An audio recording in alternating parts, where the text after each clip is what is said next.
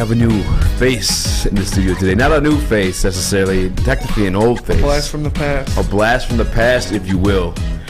Alex. Dude,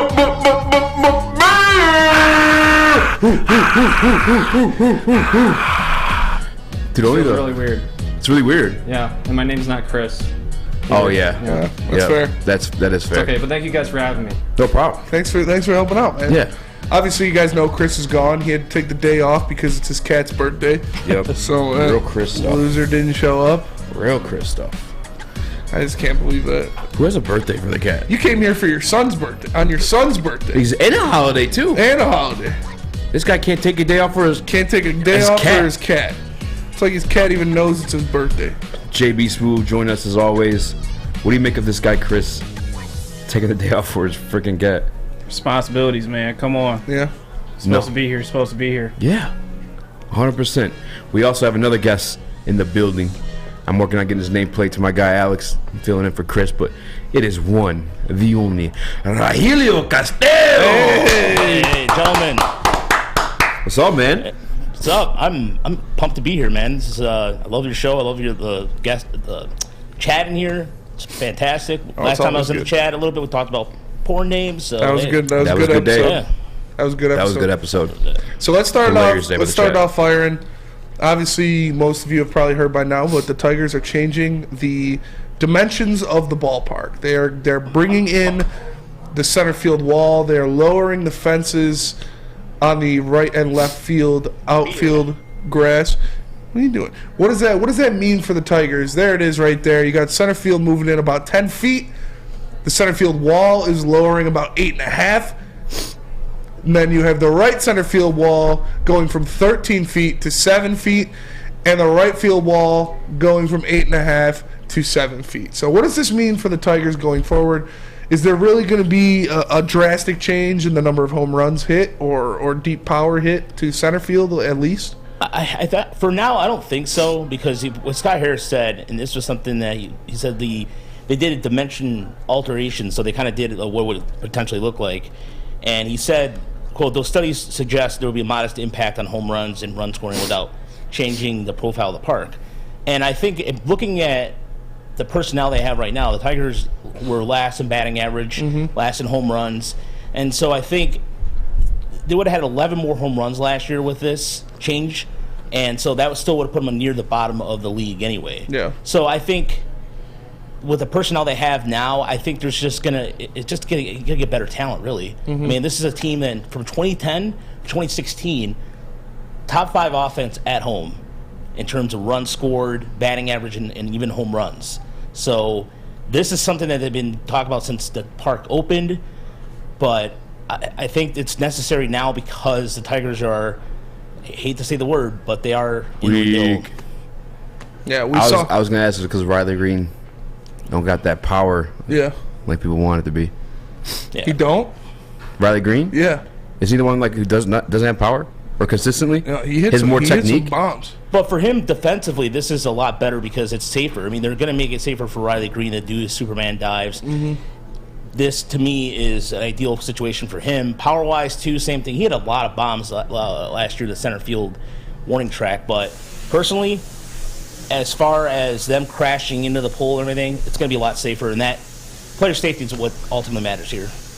Yeah, that's pretty sweet. And, like, obviously we talked about Miguel Cabrera not getting this. People are saying, oh, Miggy would have had 650 home runs if this happened in 2006. I wouldn't go that far, but it'd definitely be a little bit of a jump.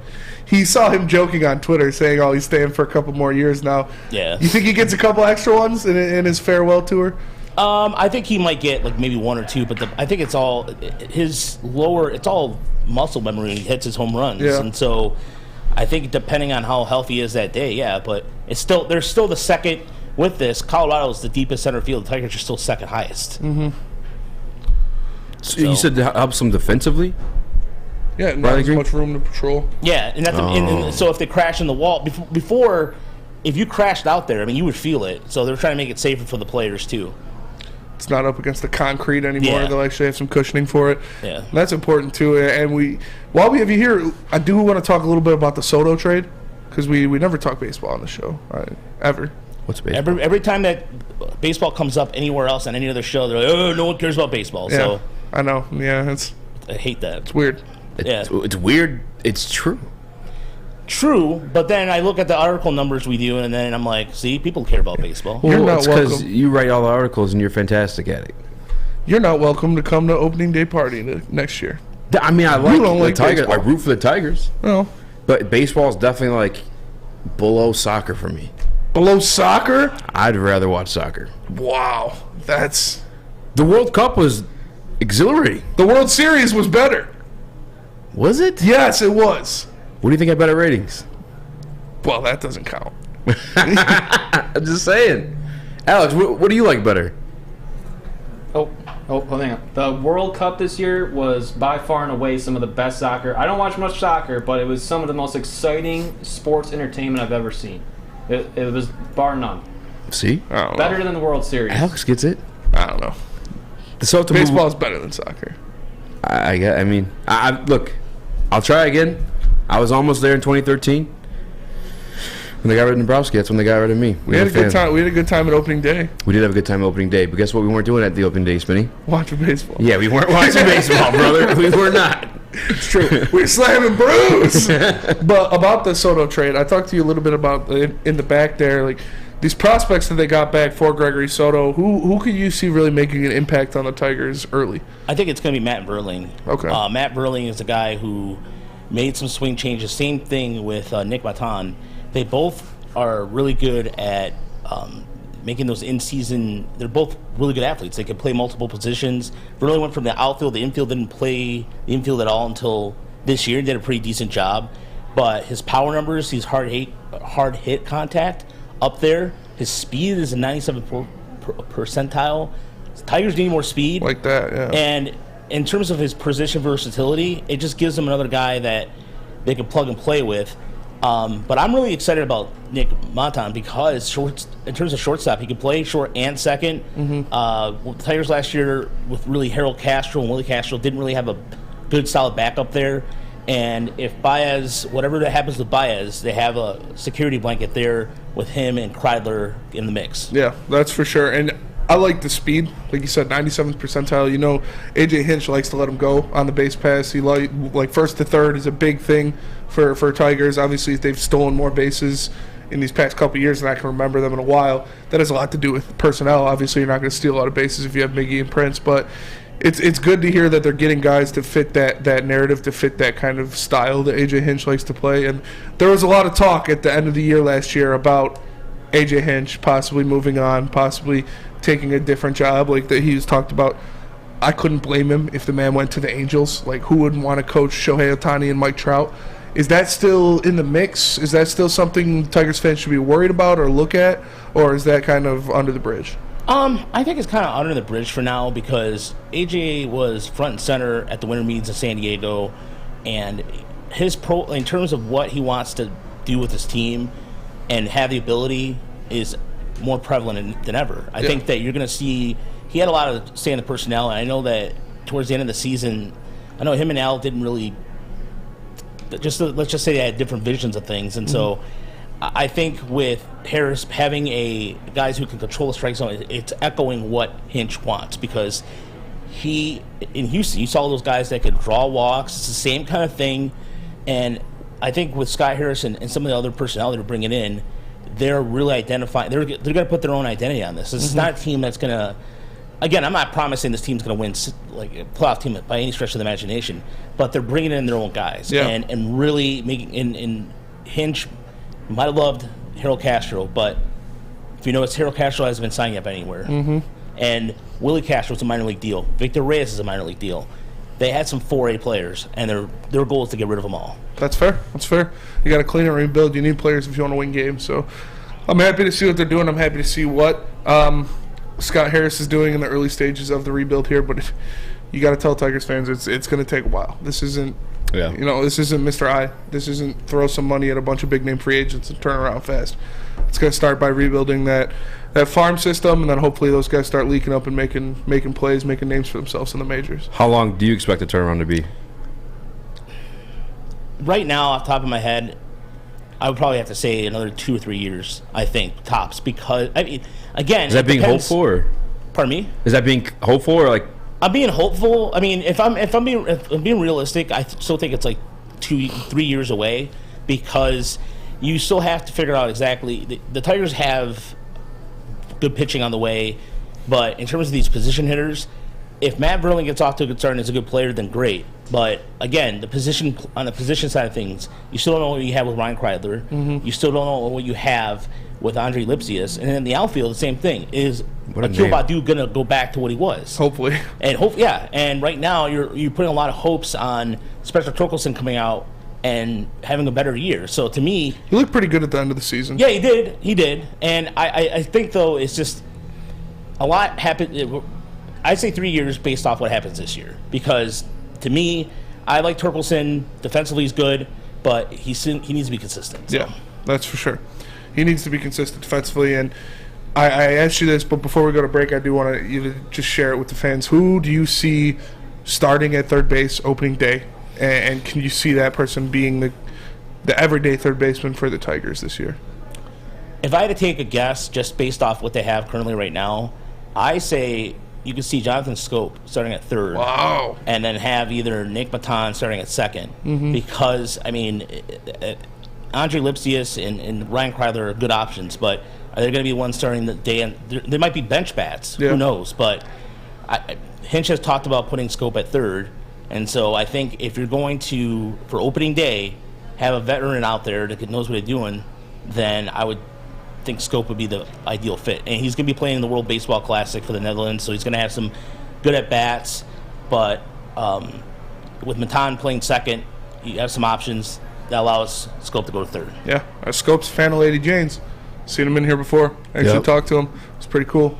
He's like, this girl was fine, dude. Just get a scalp massage by my girl. His girl was fine, but Rogelio, Rogelio, we appreciate your insight on the Tigers. I'm excited. We talked about it in the bag. I'm excited for baseball season to start.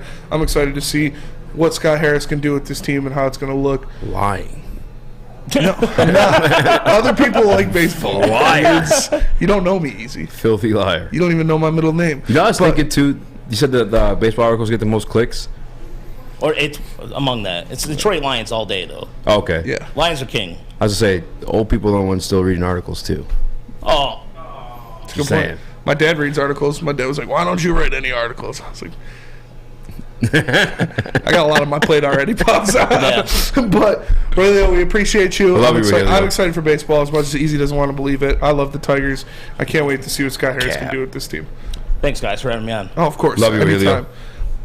But before we go to break, I got to tell you guys about The Butchery, because the official meat supplier of the Woodward Sports Network is The Butchery. Call 248-682-2697. Yes, 248-682-COWS. Or move on over and order online at thebutcherysl.com. Shipping included for Woodward Sports customers. The Butchery, meats, eats, and treats. Sandwiches to die for. Wagyu meats and artisan breads inspired by the legend Chef Dave. Only the best of the best for our meat-loving customers. An old-school butcher shop from a new-school perspective. As chilly weather approaches, Big Boy's got the perfect comfort meals for you. Try our hearty classic meatloaf or our creamy Cajun chicken Alfredo. These will be sure to leave you craving for more. How about breakfast? Our stuffed potato pancakes are back with our lumberjack, blockbuster, and Santa Fe Garden. These potato pancakes will definitely fill you up. Whether it's for breakfast, lunch, or dinner, come stock up on the perfect comfort meal today. We'll see you soon at Big Boy. My name is Lee. I've lost 35 pounds on the Custom Health Center program. So the three biggest benefits that I've gotten from this program has been, I'm not snoring anymore, I have a lot of energy, it's great, and oh, by the way, look at this. No, I'm just kidding. No, I'm just kidding. Call us at 844-789-THIN or visit CustomHealthCenters.com for a free consultation and get started for as little as $5 a day. The only sports network in Detroit that starts with a W. You know, because we win. Woodward Sports, Detroit's winning sports network.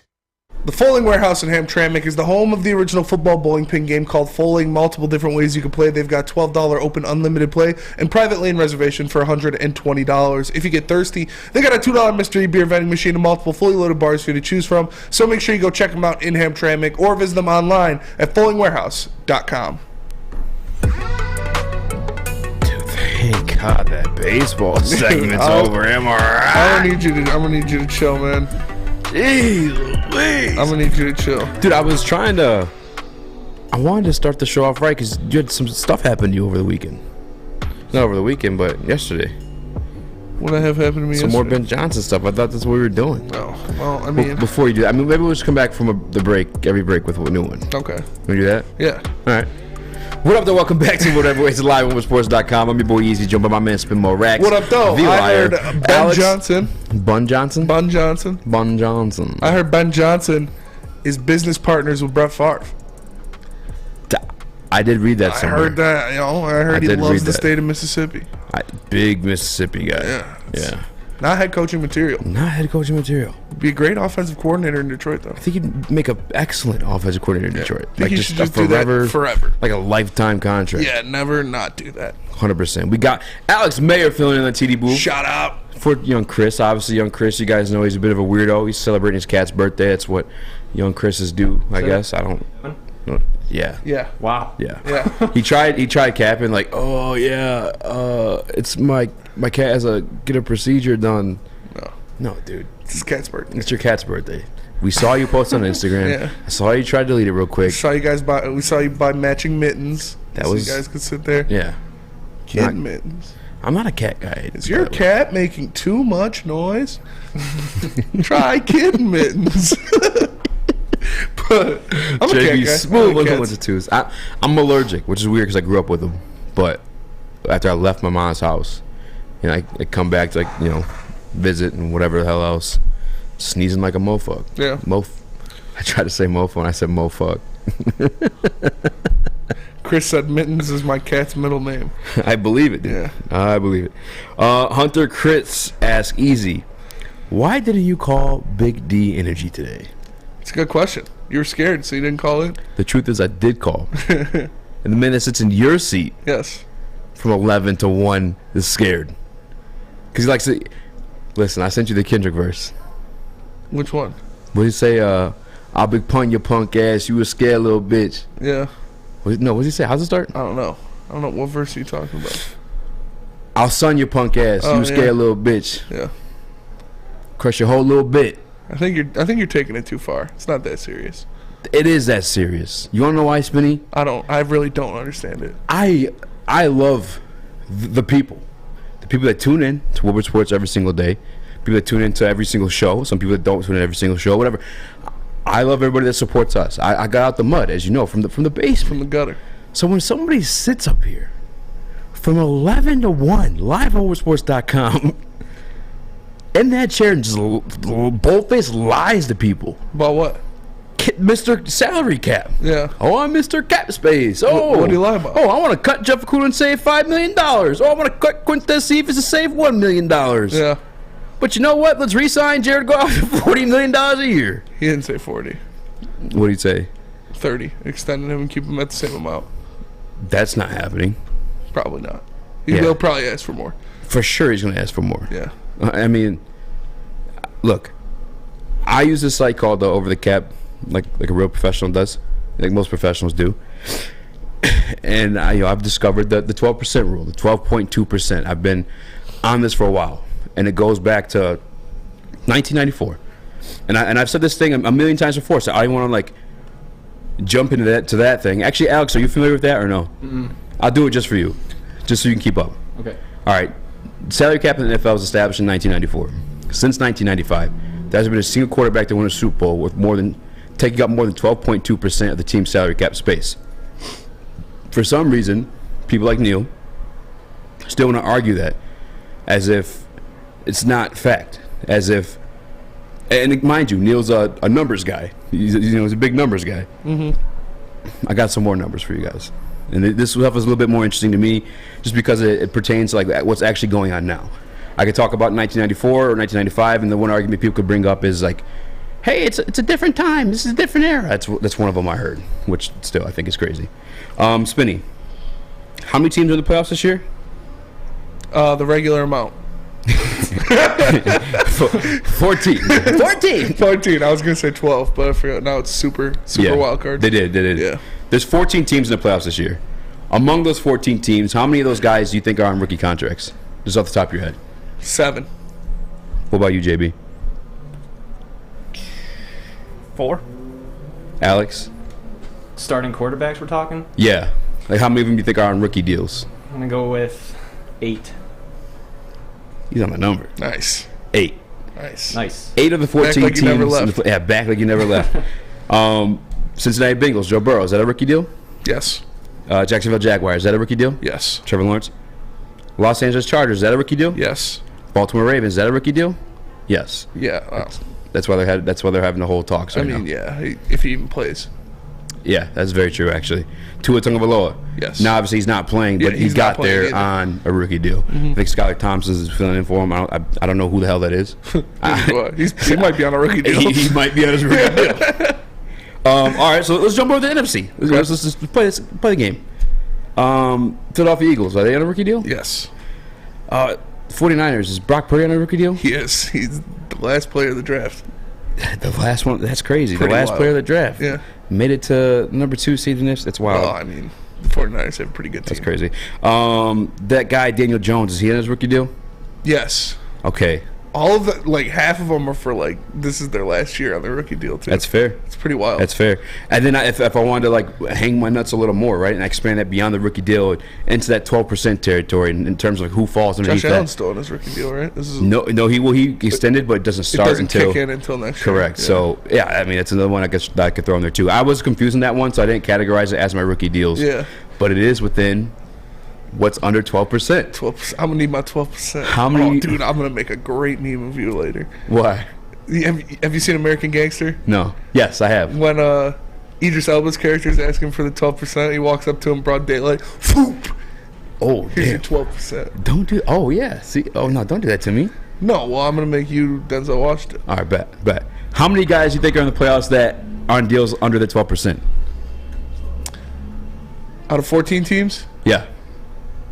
13. Alex? I'll go with 10. JB Smooth. I'm going to stick with 8. It's 12. It's 12. 12 of the 14 quarterbacks. That's pretty wild. 12. I know all the numbers for it to be. Yeah. And so obviously we went down the rookies. I also get to add Dak Prescott to that. His cap hit for this year is $19 million. I get to add Josh Allen to that. His cap hit for this year is $16 million. I get to add Tom Brady. Only has a cap hit of $11 million this year. Damn. It's kind of crazy. Yeah. I thought he was on the big boy deal because he's the one guy to break 12 and make it 12.2. Giselle probably took the other 11 half. That's facts. That's facts. Geno Smith, $3.5 million. Guys, if I'm a numbers guy, all right, if I sit in that chair from 10 to 11 to 1, whatever the hell the time is on WoodwardSports.com for BDE, and I stand up here and I tell you guys, I'm all about the salary cap. I'm all about the salary cap. Oh, I like him on a rookie deal. All that good stuff. When it comes to the quarterback position, you try to clown me when I'm the only guy coming with the facts. And that's why I got all worked up. And that's why I was trying to call in to poop on your boy. Yeah. But he was scared because he already got that beef in the text. You texted him? Oh, yeah. Over the weekend, yeah. He's like, don't come in these deep waters, Eazy. Some like the clownfish gif. That was kind of funny. That's why I brought it back up. That was pretty good, yeah. That was a good one. I'm just telling you guys, can you make a Super Bowl with Jared Goff? Yes. I mean, we've seen it done. It's happened before. But what kind of deal was he on when that happened? His rookie deal. He was on his rookie. You're right. Yeah. You're right. He was on his rookie deal when that happened. But to be honest with you guys, to back up a little bit, because I know I'm pissing off the people that love Jared Goff and the people that think, and I do agree with them, the Detroit Lions are on an upward trajectory. They're on a very good trajectory. Technically speaking, and this happened a couple weeks back with Chris and DNC and the Woodward Sports Chat. He called in. He's like, I'm gonna crush your hoe a little bit, just like I just tried to do to Neal. And we actually met halfway because hypothetically, it wasn't that guy, but in 2024, Jared Goff's deal does fit under the projected salary cap, 12%. Yes. And obviously, you guys know we're ushering the 2 draft picks next year.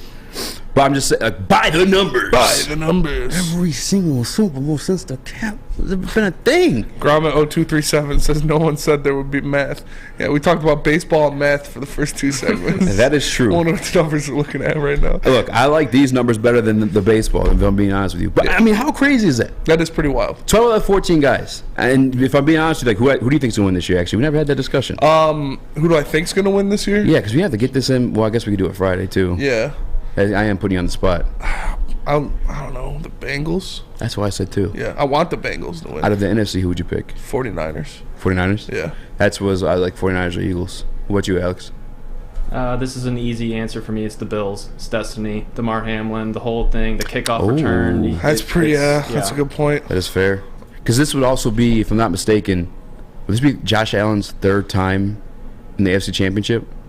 I'm just going off the number 3 storyline they're going to build up. Because I know the first, I have no clue. I'd have to look it up. The 3 years and 3 months since a kickoff return touchdown is pretty wild. That was insane. And That was pretty crazy. If you had 3 of them, that would have been. So who you got coming out of the NFC, Alex? Probably the Eagles or the Niners. That's not a very gutsy answer, but those are the 2 best teams. If you were a betting man, I mean, that 12%, those teams are, I'm just saying. JB, who do you think? Bills, easy. Like I said, it's destiny. They're going right back to it again. And on the other side, I probably got to go with the Eagles. They just look too dominant. Yeah. I'm sorry to dictate the show with that, but I tried calling in earlier to get that off my chest. And no, that's fine. You know, sometimes you just gotta. I did for what? Gotta get it off your chest. Pause. It's all right. During one of your reads, you're like, it's easy. I was like, calm down. Neal might piss himself. Yeah. No, that's what it's all about. I don't know. Yeah. I don't know. Sure. Great take. All right, let me tell you guys about SMA, which is what you need if Eazy hears any cap talk. He needs somebody to talk to. The sports marketing agency helps spread awareness about mental health and substance abuse. Their new podcast, This is the S Word, helps you fight the stigma about seeking help. If you or someone you know is struggling, head to thesportsma.com to get the help you deserve. Love Woodward Sports? Love wearing clothes? Then you should be wearing Woodward Sports clothes. Check out our full line of merch at woodwardsports.com. Just click on Shop. We have all your favorite designs, like Dan Campbell kneecaps, Beverly Hills Goff, Woodward Golf, and of course, our own logoed out merchandise. Men, women, infants, kids, all love Woodward Sports. Impress your friends. Impress your boss. Impress your dog. Buy Woodward Sports merch today. Introducing the Planet Fitness Guide to getting that post-workout glow. Step 1. What's your why? More epic energy? Better sleep? Blow off steam? Step 2. Join Planet Fitness for just $10 a month and get moving in our clean and spacious clubs. Step 3. Bask in that post-workout glow. Join Planet Fitness today for just $10 a month. Join today at any of the 50-plus Detroit area locations. Get a shot up. This is for the win. All of Detroit's sports teams live on Woodward. All of Detroit's sports coverage lives on Woodward Sports. Driving the best in Detroit sports coverage. FC Power Rankings. Downtown Detroit's all decked out still from the holiday season with the return of the Cadillac Lodge and Monroe Street Midway. The Midway's got a giant slide, winter bumper cars, and of course an indoor arcade to keep you warm. Plus, you grab drinks before at the lodge, after games. Shop, eat, and play downtown all winter long with deckedoutdetroit.com. Check it out. Check it out. There was a point in all that, a little bit, to comfort the gobblers. And by the way, welcome back to Woodward Heavyweights live on WoodwardSports.com. I'm your boy Eazy. That's my man Spin More Racks. What up, though? Chris is not here. He's celebrating his cat's birthday. We got Alex Mayer saving the day. Put an S in that man's chest. JB Smooth with the ones and twos. You know how, like, you and I kind of been on this. I feel like you're wavering off the bandwagon just a bit, and not really. You're kind of just looking at the possible reality of the situation with Jared Goff being here for like the remainder of his contract. Yeah. But we've been big proponents of like drafting a quarterback, and not necessarily to start a rookie right away, because that's another argument to try to throw out there. No, I want to sit him. Yes. I want to sit him. I want him to learn. I think actually Jared Goff's like the perfect guy for a rookie or a young quarterback to learn behind, just because. For being real about it, he doesn't have that elite skill set. He's just more of like a Cerebral guy. Yeah. Very accurate player. System guy. Does the things that needs to be done. Takes what's given to him. Pause. Yeah. Game manager. Yeah. Although, what? No, go ahead. Second in the league this year in explosive plays. I saw that. 25 yards or more. You saw that? Mm-hmm. Kind of crazy. I'd like to see the air yards on those, but still, it's very impressive. And yeah, no, Goff would be a great guy to sit behind. You look at a guy, he's very similar to a guy like Alex Smith. Is somebody to sit behind. Somebody who's very, like you said, cerebral, very accurate with his passes, doesn't try to do too much, could help a young quarterback who's trying to learn how to play in the NFL, learn how to win in the NFL, learn how to be an NFL quarterback. Could definitely learn a lot sitting behind a guy like Jared Goff, who's made it to a Super Bowl, been at almost the highest of the mountaintop, and has seen things come crumbling down and then build himself back up. So he's been through a lot, and it would be great to have a young quarterback behind him to learn from that. We heard yesterday that Brad Holmes is on par with that he thinks there is a lot of merit behind drafting a young quarterback and putting him behind somebody, that there's a lot of proof to the pudding behind sitting a young quarterback behind a veteran for a couple years. So I would like to see that happen. And like I said yesterday, that this is not the era where the Lions can afford to not have a realistic option behind Jared Goff, because next year you're coming into that season with realistic expectations of winning the NFC North. God forbid Jared Goff goes down for a game or two with a rolled ankle or a broken rib or a finger or something like that, has to miss a couple games, and you're trotting out Nate Sudfeld. That's not a good option. That is not a reasonable option if you're in games where you saw the season before that one loss cost you a playoff berth. So one loss next year can cost you an NFC North championship. And I'd like to see that happen. So even if it's not the guy for the future or the guy to mold, just to have a realistic option of someone who can be alive and play football behind Jared Goff. Because we saw how shit David Blau looked. We saw how shit Tim Boyle looked when they got in the games in Week 18 this year. So having a realistic option behind Jared Goff is a very important factor that the Lions need to think about when choosing who's going to be their quarterback for next year behind the starter, who is Jared Goff. 100%. The thing I wanted to roll that into a little 100%. Bit was bitching about a quarterback I was on for it being this year. Like, that's what I wanted initially as a fan of the Detroit Lions. But then been doing a little bit of the homework. I mean, if I'm being real about the situation with the rest of these guys, some of the guys that sat that first year, then they come out looking better than ever. Not all of them were top 10 picks, and that was true. That was one of the reasons I was like, hey, the Detroit Lions, they're probably not going to be another opportunity to pick top 10 until Jared Goff gets hurt or is gone or just has another shit year. Yes. But reality of the situation is Deshaun Watson wasn't a top 10 pick. Well, I don't want to make any Deshaun Watson type picks. Well, I'm just bringing up names. You know what I'm saying? Lamar Jackson wasn't that top 10 pick. Aaron Rodgers wasn't that top 10 pick. By the way, these are all same guys that are in the scenario of sitting for a couple of years, or sitting at least for the first year, or half of the first year. I mean, like, a lot of those guys weren't top 10 picks. So, like, one thing I guess I'm going to start easing the brake on is that pick having to be this year.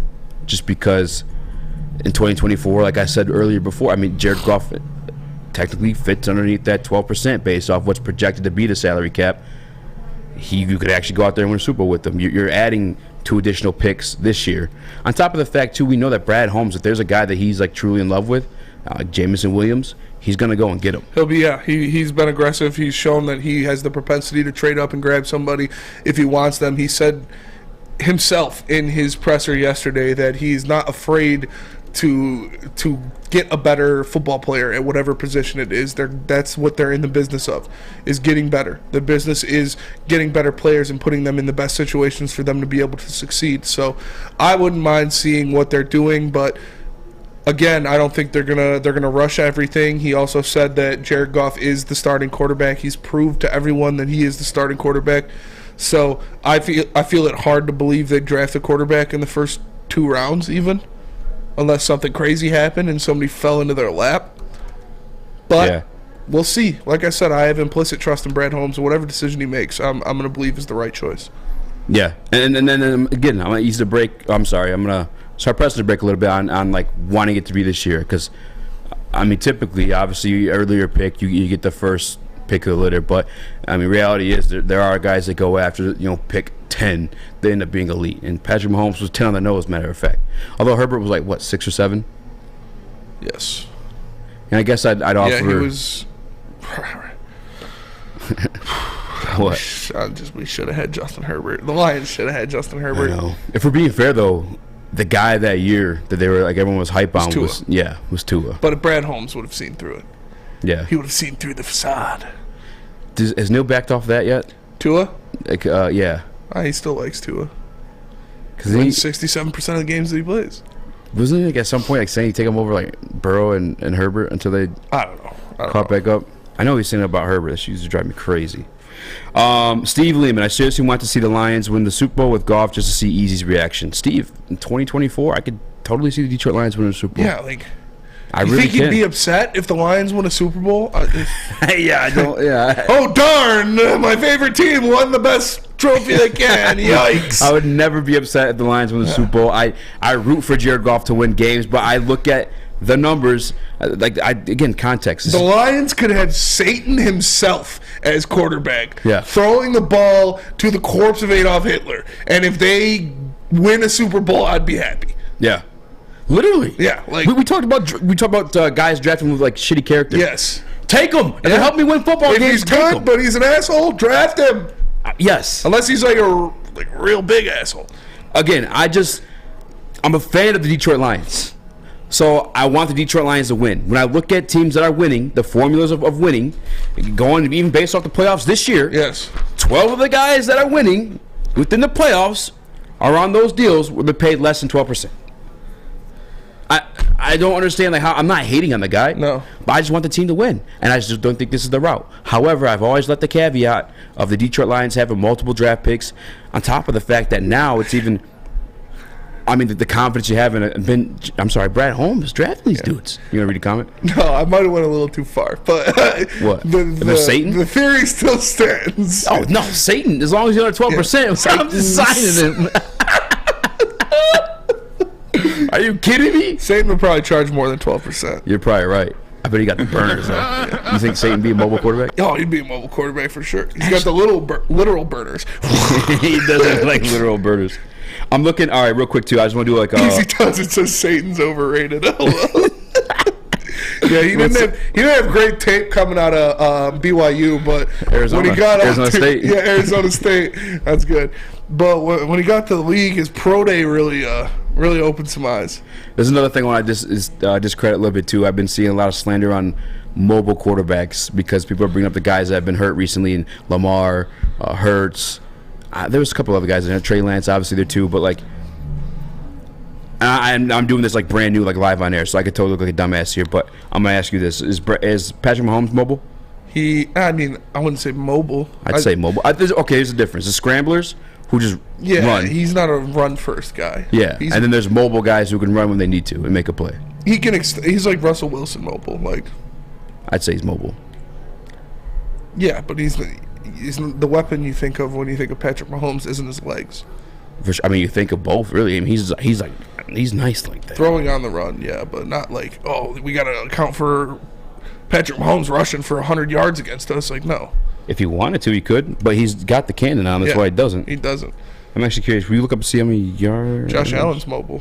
Josh Allen's definitely mobile, but that's another example too. Like, he doesn't necessarily have to do that all the time, but because he does. Mahomes would say, "Oh my God, Mahomes threw for 67% this year." Patrick Mahomes has 385 rushing yards this year. All right. Well, I'm taking him down as mobile. He's a guy that can run. You said Allen's a guy that's mobile. We both agree. Burrow can run when he needs to. I'd say he's mobile. Again, I think you know what they mean. You know what they mean. Yeah, when they're saying they're talking about quarterbacks like Jalen Hurts and Lamar Jackson, and that can't really pick you apart in the pocket. Like, when you think of Joe Burrow, Josh Allen's different. When you think of Joe Burrow and Patrick Mahomes, you're not like, they're going to beat me with their legs. Like, no, they're gonna throw it down the field. They can beat you with their legs. They can, but they don't. They do. You just looked at it. Patrick Mahomes had 358 rushing yards this season. There was a game earlier this year. I don't remember. He had 5,000 passing yards. Like, I think he beats you with his arm a little bit more. That doesn't mean he can't beat you with his legs. It means he doesn't. He does. It means he doesn't. He does beat people with their legs. What do you mean? 358 extending yards. plays, throwing on the run, as you said throwing earlier. on the run is different running than for the being a first down, for the quarterback passes like in there. Lamar Jackson or Justin Fields. So you're talking scrambler. I'm talking mobile. That's what people are talking about when they say that. Yes. Maybe not, but I'm going to continue on my list. You're going to tell me there's people out there that are going to say, I don't want Patrick Mahomes. If you find them, they're an idiot. But I'm telling you, Patrick Mahomes is mobile. Josh Allen's mobile. Joe Burrow's mobile. And Trevor they also Lawrence have is mobile. the 3 best arms in the NFL. That means a little bit more. Thank you for letting me finish. Patrick Mahomes is mobile. Josh Allen's mobile. Joe Burrow's mobile. T-Law's mobile. Justin Herbert's mobile. Obviously, Lamar's mobile. Tua's kind of mobile. I don't really watch too many of his games because he doesn't seem to be in them. I wish well enough. I'm not trying to talk trash about him. Yeah. Obviously, Hurts mobile guy. Probably put him more in the scrambler category. Purdy's pretty mobile from like what I've seen. He's young and he can move. Yeah. JB, we pull up Purdy's rushing stats. I'm curious. Cousins not as much as he used to be. He's not that big of a guy either. Maybe he's learned quickly. Obviously, Brady's not mobile. Dak is mobile. Daniel Jones is mobile. Brock Purdy has 13 rushing yards. Geno Smith is mobile. Throws on the run quite a bit. Purdy. Yeah, to be able to move around the pocket, yes. That's not what people are talking about when they're saying, I don't want a quarterback like that. When they're saying, I don't want a quarterback like that gets hurt often because they are forced to run because they can only run. But they're not talking about Justin Herbert or Patrick Mahomes. Like, if you think that's true, I don't know what you're talking about. It's Spinny. What is true? They use the word mobile when they speak that. Yeah, but you know what they're talking about. Like, infer a little bit. No, they don't know what they're talking about. Is the correction. They do. Mobile quarterbacks are all over the place. If you ask the same person, hey, do you like Patrick Mahomes or Justin Herbert? I'm sure they'd say, yes, I do. Two mobile guys. So just infer a little bit. I don't even know what that word means. Tell us about SMA. That makes sense. Infer what the word means. I already told you about SMA. Now I'll tell you about Lady Jane's. Oh. Because you can come into Lady Jane's for an award-winning haircut experience and register for a once-in-a-lifetime opportunity to win a down payment for your dream home up to $200,000. Lady Jane's open 7 days a week. Walk in anytime, no appointment necessary, because at Lady Jane's, it's wicked awesome. Wicked awesome. The sports marketing agency would not be who we are without great community partners like Higuera Health and Carol Zuniga. It's an awesome opportunity to partner with your organization. Higuera Health is a comprehensive behavioral health organization. We serve children through older adults with mental health, substance use, and developmental disabilities across Western Wayne counties, and really excited to now be in downriver communities as well. Give us a call at 734-458-4601. You don't have to go to the beach, man. You don't have to get your butt crack full of sand. You just need a little chili peppers, man, to get that glowing beach chili peppers tan. Woo! With 26 locations in the Metro Detroit area and more coming, Chili Peppers Tanning is where you'll find the cleanest salons in the D. Join the Pepper Club for the best deals on unlimited tanning. Head to chilipepperstanning.com. You just need a little chili peppers, man. Make sure you download the Woodward Sports app in the App Store and the Google Play Store today. Take Woodward Sports with you wherever you go and listen live on your phone or mobile device.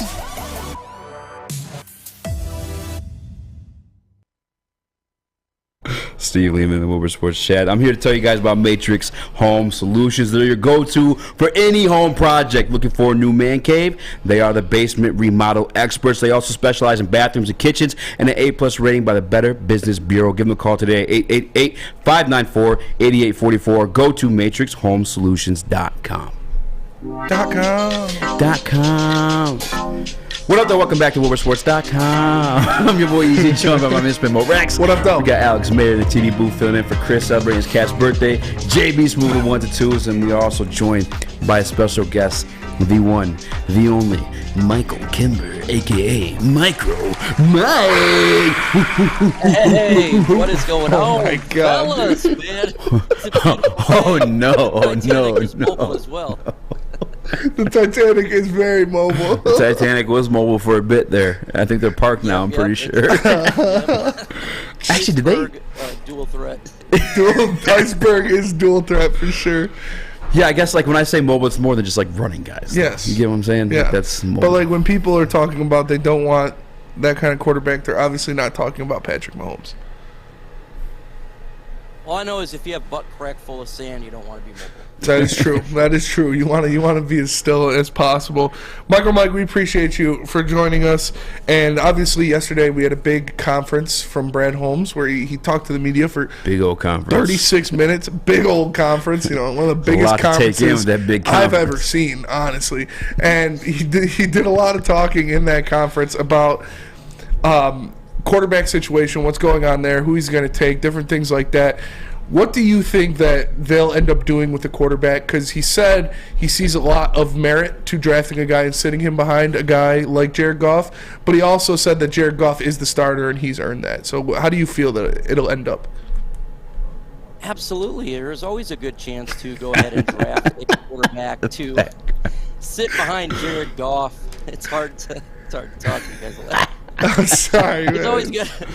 It's always good to have a quarterback sit behind Jared Goff, and it's cheaper too. If you're looking for a backup, the best way to do it is find one 5th or 6th round to sit behind there and learn. I mean, there's quarterbacks you can find. Look, Brock Purdy, San Francisco 49ers, they find him in the 7th round. Matter of fact, the last pick in the draft, and he comes in and does a good job. And that's what's really good for the draft, is finding these type of players that's on cheaper deals. Do you like Sudfeld as your backup if Jared Goff goes down for a couple games next year trying to win the NFC North? Absolutely not. I think that would be a rough one. So look in the draft. There's quality players. You get a Tanner McKee in the 6th round. You got 2 6th-round picks. He's same as almost Jared Goff type of quarterback. There's players like that you can find, and they can learn for sure instead of being on the Titanic. Going down with the ship. I'd like to point out that I'm the boy. I'm just saying. Yeah, it's true. That's all I'm saying. It's because you don't have good hips. Thank you. Hips don't lie. Wide birth and hips. Well, them childbirth and hips. I guess another thing Brad Holmes talked about in the press conference and around like the 23-minute mark, he spoke about defense clearly being like one of the needs of this team. And I guess along with the thought process of putting a guy behind Jared Goff, like the Titanic photo you have right there. Like, I guess what way are you looking for those first 2 picks? Like, are you more willing to go defense, or are you ready to stash a guy behind Jared Goff? Why are we like this? I don't know. We're just stuck this way. I think for the first 2 picks, it's automatically you got to go defense. You're just looking at the situation here and the players that are available. Very good defensive draft when it comes to cornerbacks. And there's some good defensive tackles and edge rushers. So I think that's the way you got to go. The defense is the worst part of this football team. And you got players like a Brian Brzee, if you want to get an interior defensive lineman there. They'll probably be available at the 6th pick. There's a lot of players like Anthony Gonzalez, or you can get a player like Keely Ringo. Other players like that at the cornerback position that will be available at the 18th pick. Potentially, there's a couple cornerbacks there. I think that's what you got to do. No doubt about it. You got to go defense and help that team out, because you're not going to go anywhere. You're not going to win the NFC North. You're not going to win a playoff game with bringing the same type of defense back when the offense has got to carry the whole team throughout the season. Yeah, and so you want to go defense there, obviously. What positions do you want to attack the most on defense in that first round? Obviously, you got 2 picks. People have been talking about different things. Is it, like you said, Brees or Murphy or somebody at 6, and then wait for Joey Porter Jr. possibly back at 18? What plan of attack would you have with those first 2 picks for the Lions?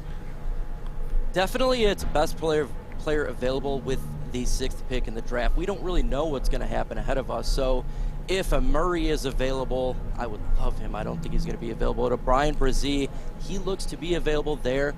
Joey Porter Jr., you could take him at 6. I think it's a little bit early to potentially be there. It's best player available at the position of need, like defensive tackle, edge, or cornerback. Pretty much any route of those 3 positions, that's the way that I'm going.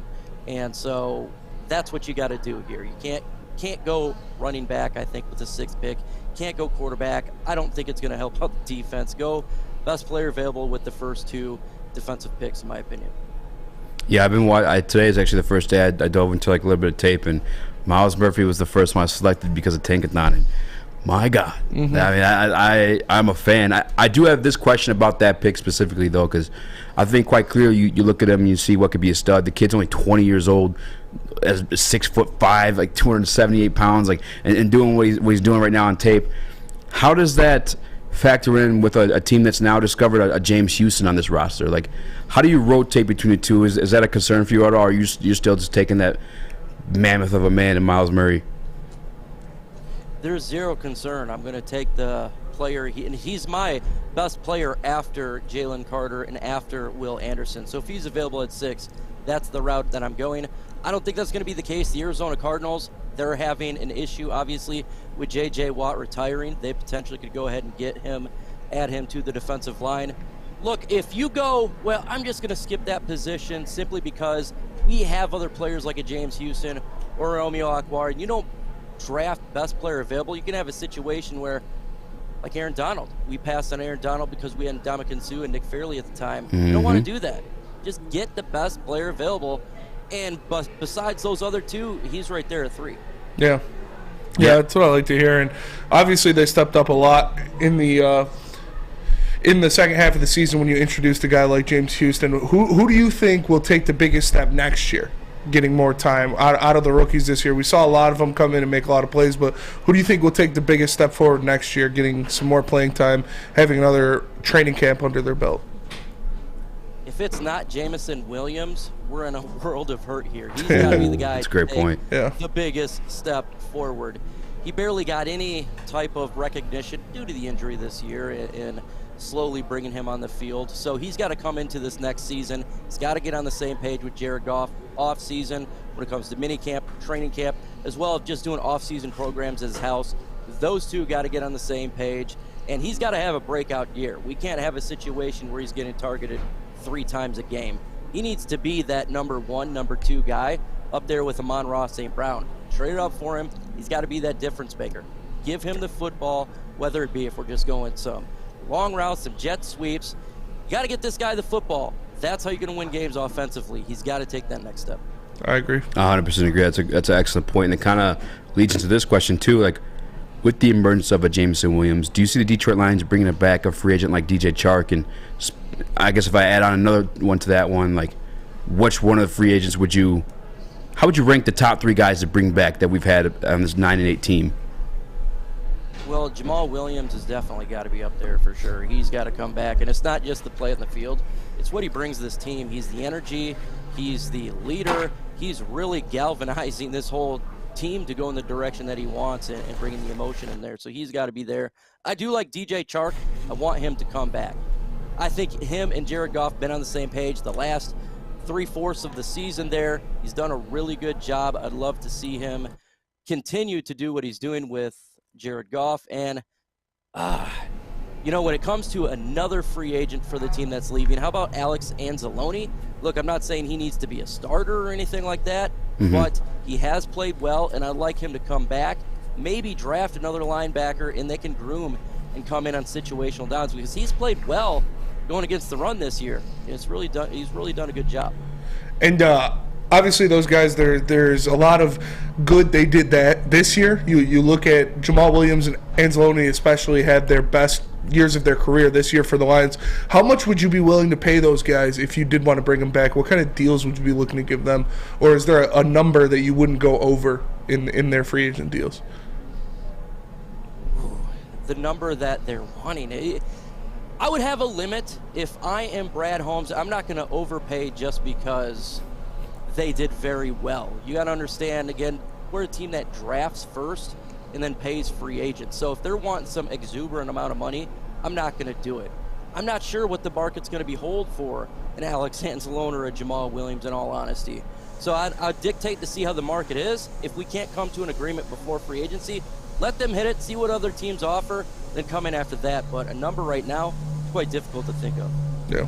What about, I guess it's not fair because the numbers you're saying you're kind of waiting for the market on for it, which I'm with you too in terms of this name specifically, but DJ Chark, we've seen a guy like Christian Kirk sign for as much as $20 million a year last year, and we got a little bit of a discount on him last year for it just being a $10 million deal. If the Detroit Lions did bring him back, do you have an idea number of like where you want to see him back at, what you think they'd be willing to give up? When it comes to DJ Chark, I'm having a number. I don't really want to go over $12 million a year. I think that's where I'm good at for him. I don't want to go nuts and just like Kirk did. $20 million a year is ridiculous. You can find a wide receiver in the draft. You really can for much cheaper than that. So I think $12 million is my limit. Again, if you look like Kenny Galladay, $16 million a year, you really don't want to do that. It can really hurt your team for long haul.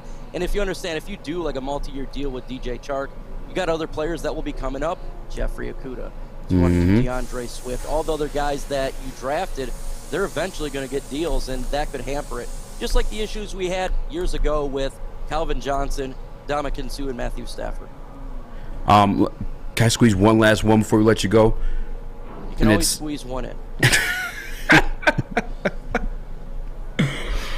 Is there like is there an affordable free agent or like a free agent within the spending limit that we typically see Brad Holmes spend? Because he kind of mentioned that yesterday too. Is like they're never gonna. It sounds like he's never gonna be out there shopping for the big name free agents. But is there one name out there specifically that you really want to see in the Detroit Lions uniform? I don't know if he's gonna go after this player, but I want him very, very bad. Deron Payne, defensive tackle. Out of the Commanders. This guy is exactly what the Lions need. 11.5 sacks for a defensive tackle. Put him on this defensive line, and I think you fixed it. I think that all the players around, like Aiden Hutchinson, James Houston, they'll just get even better. And just like the offensive line, how it dictates games, wouldn't you like to have the defensive line dictate games?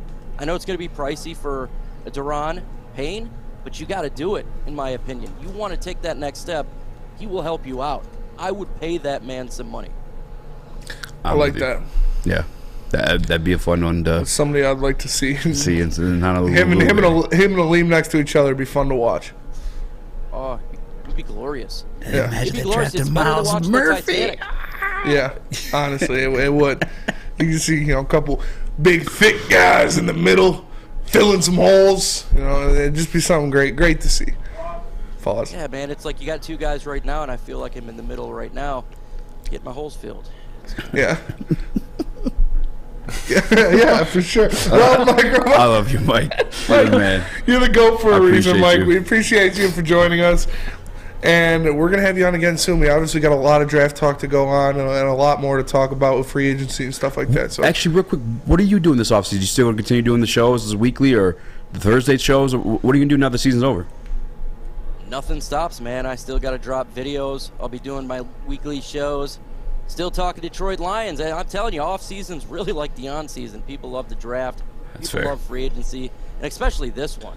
My God, everyone's super stoked for this. So, yeah, it's going to be fun. So if you like content, come on down to my channel, and we'll have a good time. For sure. Mike, I appreciate you, brother. I appreciate you, fellas. Thank you. You're the man, Mike. We'll see you later. Dude, that guy is... I love that guy, man. He is something else. Something else. But, we just got done talking with Micro Mike, so it's only right that I tell you about some meat. Because the official meat supplier of the Woodward Sports Network is The Butchery. You can call 248-682-2697. Yes, 248-682-COWS. Or move on over and order online at thebutcherysl.com. Shipping included for Woodward Sports customers. The Butchery meats, eats, and treats. Sandwiches to die for. Wagyu meats and artisan breads inspired by the legend Chef Dave. Only the best of the best for our meat-loving customers. An old school butcher shop from a new school perspective. Hi, I'm John from Better Rate Mortgage, and to me, family is more than blood. That's why I have the biggest family in Metro Detroit. If you're looking to buy a house or refinance and need a loan, come get treated better than family by me and our entire team here at Better Rate Mortgage. We pride ourselves on giving you better advice, better service, and a better loan experience. That's why we are Better Rate. If you're looking for a new mortgage, come get treated like family. Actually, better with Better Rate Mortgage. Visit us at mybetterrate.com or call at 248-480-4467 today. Make sure you're listening to Woodward Sports all day long. Start your morning with the Morning Woodward Show. Spend middays with Big D Energy. Watch and listen your drive home with the Bottom Line. And don't forget about Woodward Bets Daily. All live, all right here on the Woodward Sports Network. Make sure that you all check out the Monroe Street Midway this winter because the Midway has swapped out roller skating, basketball, and mini golf for a giant Arctic slide, winter bumper cars, an indoor arcade, and putt-putt. Puck Putt. Puck Putt. With free entry to the site, you can enjoy a variety of new activities aimed at creating exceptional winter experiences for everyone. Get to the Midway this winter and enjoy tasty treats while making magical memories during the most wonderful time of the year. Those tasty treats include, but are not limited to, hamburgers, pierogies, homemade chili, chicken sandwiches, mac and cheese bites, plus gluten-free and vegan goodies for everyone. And of course, coming soon, the Woodward Sports Winter Olympics. You'll be able to compete against Darren McCarty, Braylon Edwards, Adam, Ryan Armani, Jeff Iafrady, and the heavyweights in Woodward Sports family in Monroe Street Midway Games. So make sure you go downtown and check out the Monroe Street Midway presented by Bedrock Detroit. Puck Putt. Puck Putt. Hamburger. What up, though? Welcome back to Woodward Heavyweights live on WoodwardSports.com. I'm your boy Eazy. That's my Mr. Mo Rags having a seizure or something down there. Puck Putt. These moves in the 1-2s. Alex Mayers joining us in the TD booth. Shout out to Michael Mike for joining the show. He's always been a big supporter of the boys, and I think that's. I just love that guy. He's a great human. Michael Mike's the man. Thank you for serving too, Mike. I don't know if everyone knows that, but Mike served in the military as well. Mr. Mike Kimber. So don't mess with him. Yeah. Boy, got that thing on. He's posted some pictures on Instagram or on Facebook. Yeah. The other day, I was like, "Yeah, Mike. All right, Mike. Yeah. I see you, Mike. All right, Mike. Yeah. Just give me first." Speaking of salary cap space, I don't know how to segue this. I apologize. It's all right. We were talking about Yeah, we were just Speaking about new weapons on the field. There you go. Speaking of weapons. Yeah. DeAndre Hopkins. Possibly. More than likely on the market.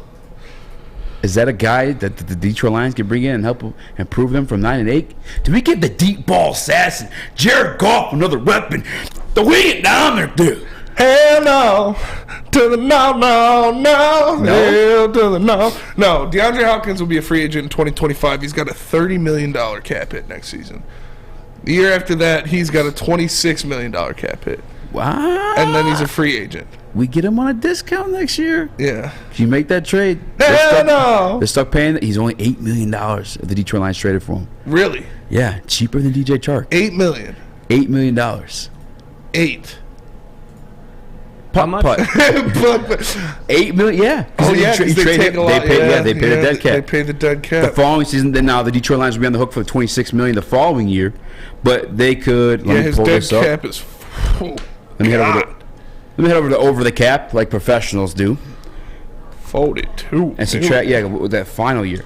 I probably should do this earlier. I apologize. Yeah. But no, DeAndre Hopkins for $8 million. I mean, I don't think, in reality, I don't think that it's a move that Brad Holmes and the company would be willing to make. Hell no. I think any team that's going to make a move like that, you're absolutely competing for a championship, and you just feel like you're a DeAndre Hopkins away. I don't know, and actually, Brad Holmes said this in the press conference yesterday. He feels there's still like more to grow. Yes. So I don't think we're in the business of giving. I said this during the Roquan Swift season 2. A lot of people wanted to trade for him. I had to burp and just won't slow down, so I might just let it out here soon. Let it go. Let it rip. Let it go. Feel a lot better. It was a great decision. But the Roquan Smith stuff, or even the who's my man that was in Cleveland, the other backup running back. He's great. Kareem Hunt. Yeah. We're just not in the position to be giving up like future asset. He's a punter. Yeah. Really? Yeah. Are you serious? Oh, I see what you did there. That's messed up. You should totally distract me. But I don't think the Detroit Lions are in the business of giving up any type of future assets for the right now. Although they had a 9-8 season, I don't think that I don't know though, dude. DeAndre Hopkins is still one of the best receivers in the game. Obviously, if you're getting $8 million, it's pretty crazy. I saw that they were interviewing Sean Payton. Yeah, yes. brain fart. And I highly doubt Sean Payton takes that job if DeAndre Hopkins isn't there. I agree. And I don't think whoever the GM for the Cardinals is going to be Bill O'Brien and give up DeAndre Hopkins for the ghost of a running back and a couple picks that don't matter. So I think, like you said, the Lions are very happy with Brad Holmes' success in the draft. They're not going to gamble that away on a guy like DeAndre Hopkins, who will be a plug-in and play starter on a playoff team anywhere he goes. But like you said, that is kind of an all-in move. That is a move I could see somebody like the Chiefs make. That is a move I could see somebody the Bills make. That is a move I could see somebody like, I don't know, maybe if they want to extend him, the Bears. Don't give them any The Bears ideas. have a lot of money. They have a lot of draft Shit capital. ton of capital. Don't give them any ideas. They need Smitty. receivers. I wouldn't be surprised if the Bears made a move for him and then extended him long term. How about? Have you thought about? Obviously, that would suck if DeAndre Hopkins came. Yes, it would. I know that Justin Fields is the most Jefferson talented. and DeAndre Hopkins in the same division. We're definitely the Detroit Lions are definitely taking a corner at that point. Yes, they would have to. 1,000%. They'd have to take 3. 10,000%. JB, should the Detroit Lions trade for DeAndre Hopkins? I mean, if you trade for him, that's a game changer right there. But as you guys said, you are dedicated to pursuing the playoffs, like 100% with DeAndre Hopkins, especially with what you're going to end up taking on with dead cap money the following season. But let me throw this question out there to you guys. He will be 31 coming this upcoming season. What if I told you? What if I told you? There was another receiver that was only 2-3 years older than him. That is, among the same type of range that will be a free agent. Who? Julio Jones. No, hell no. What do you? Julio's washed. JB, what? DeAndre Hopkins so much better than I Julio. know DeAndre Hopkins so much better, but I'm just trying to say the Lions a little bit of money here. Yeah. He wasn't utilized well in Tampa Bay. We all know that. He had some injuries going on, and of course, Tom Brady just couldn't get it together. So, would you want to take a flyer chance on Julio Jones at a lower price? Take a shot for me. No, not even. I think Julio is like. I mean, there's a reason why the Titans got rid of him, right? He wasn't like worth keeping on the roster at that point. No, Julio's washed. He still has ballerina dancer feet. Like he's got these little tiny feet that he can get down. Yeah. In bounds at a tremendous rate, but he's washed. He ain't Julio. He's not Atlanta Julio. He's not Bama Julio. Yeah, he's not even close. Maybe a red zone threat at this point in his career. Like if you get him on like a veteran minimum, sure. I'd entertain that, but I just don't even think you need Mike that. Kimber in the Woodward Sports Chat says Tom Kennedy over Injury Jones. That's another thing too. Still getting hurt a lot. The Great White Hope. I'm sorry. Are you trading for DeAndre Hopkins? Absolutely not. And to speak on Julio Jones, it's time for him to retire, and Yes. it might be almost time for DeAndre Hopkins to retire. Whoa. He's too old, too much money, he's hurt all the time, and I'm Get pretty outta satisfied with the receiving core the Lions have right now. And plus, they could go out and get another one in the draft that could be just as productive. Coming off the bench, hot takes, telling DeAndre Hopkins to retire. I love it. Yeah, Relax. How many games did he play this year? What? Well, he was suspended. He was Yeah, suspended, right. and he still put up like 717 yards. He was juicing. I would take him. He's still. I mean, look. I don't know. It'd be cool to have DeAndre Hopkins, but like you said, I'm not giving up because you're not going to re-sign him to a big deal. He'll be 33 at the end of this deal. You wouldn't re-sign him to anything unless you're really trying to compete, and at that point, he would be more like Julio Jones at 33 at the end of his career. But he's just so far from the Julio territory. Like, I don't even. But it can happen fast. Comparing him. Julio wasn't this until he literally went to the Titans. Here's the one thing you could say about Julio, though. At least I think of it this way: is like you could see him on a trend of like just being hurt every single year. Yeah. I'm saying you could see like it happening faster with Julio, where like DeAndre got away with doing steroids for a long time. No, I'm joking. Yeah. But I know DeAndre's just a whole different class. Like we did our top 10 receivers, and he was still like Hopkins to the Jags. I could see that for sure. That would actually be brilliant for them. I'm telling you guys. I mean, the only reason why I would stress it a little bit as a thought for Brad Holmes, and again, I still don't think we're in the business of giving up assets. It depends what Arizona wants back in return. But as mid as I think Tua is, and we know I see him on the same level as at some points maybe like worse than Goff. He can run a little bit though. I will give him that. Yes. But you see Tua with two elite receivers and Jalen Waddle and Tyreek Hill, and he's just a night and day difference. I mean, I think the Lions have the makings of 2 elite receivers. I think they already have one. I think Jameson Williams could be there too. That's what I'm saying. If you add, because Amon-Ra was like a slot guy, right? Yeah. If you add Julio, I'm sorry. Look what you did, JB. You POS. Yeah. If you add DeAndre alongside J-Mo, and then you got, look how good Tua looked. Yeah. With just 2 of the things. But again, in all reality, though, I just don't feel like the Detroit Lions are in position to give up any type of assets. No, I don't think so. What do you think he ends up getting traded for, though? Probably. What did the Texans trade him for, actually? Man, yeah, that is David a great Johnson. question. I'd have to look at. Yeah, they traded David Johnson And a couple picks, too, though, I think didn't some they? picks. But DeAndre Hopkins trade. We Wide can't receiver trade. both be looking. I don't. Yeah, I need to. Well, you asked me, and then you started looking up. But I'm gonna. You talk. I'll look it up. Yeah, I don't know at all. So I'm just I think it would probably be a second-round pick somewhere around there, and a young player is what they'd be looking for. I don't know if they'd still demand a first-rounder for DeAndre Hopkins. It was DeAndre Hopkins and a 4th-round pick in exchange for David Johnson, a 2nd and a 4th. Dude, that is just... So either Bill O'Brien's just as stupid as we call him at that point in life, yeah. Or Detroit Lions might be able to get him for a little, like on a low. No, Bill O'Brien. Now, yes. Now they'll be able to get him on the low. Not like anything crazy low, but all right. Bill O'Brien is smoking. I still don't think the Cardinals would prefer anything less than a first for Hopkins. So you got to give up something big for him. Do you think he goes for a first? I don't know that he goes for a first. I'd take D-Hop out of those 3, King. Who do you think initiated the Hopkins trade initially? The Cardinals or the Texans? It's probably Cliff Kingsbury on his way out. Like, hey, they're trying to trade D-Hop. He's just walking out. They fired me, but hey D-Hop's on the table. It's probably like, hey, D-Hop, bro, they want to get rid of you. Yeah. I'm about to go land this Raiders job. Josh McDaniels sucks. Yeah. Put you next to Devontae Adams. That would be insane. That would be pretty dirty. Tom Brady goes to the Raiders and they trade for D-Hop. Let us know in the Woodward Sports chat. I want to know what you guys think that the DeAndre Hopkins goes for. Because at this point, again... A 3rd and a 5th, said Michael Lunchies. I could see that. You're not going to get a first-rounder for him, I don't think. As good as he is, I think it'll be closer to a 2nd. But... Damn, dude. I'm trying to think if I'd give up a 3rd and a 5th to risk it. Yeah. You know? Well, I don't know. Brad Holmes makes money in those rounds, man. He does. Well, you got Cooper Kupp in what, like the 6th round? Yeah, but it's less than 2. I don't want to give Brad all the credit for the guys the Rams picked. I mean, he's definitely an integral part of it, clearly, because killing it here in Detroit. Still doing it, yeah. Yeah. Still. Yeah. A lot of people want Detroit Lions to go defense, though, so tell us about the defense. I will, because the only defense you truly need is Guardian Alarm, because it's a new year, so let Guardian Alarm offer you customized solutions from real experts.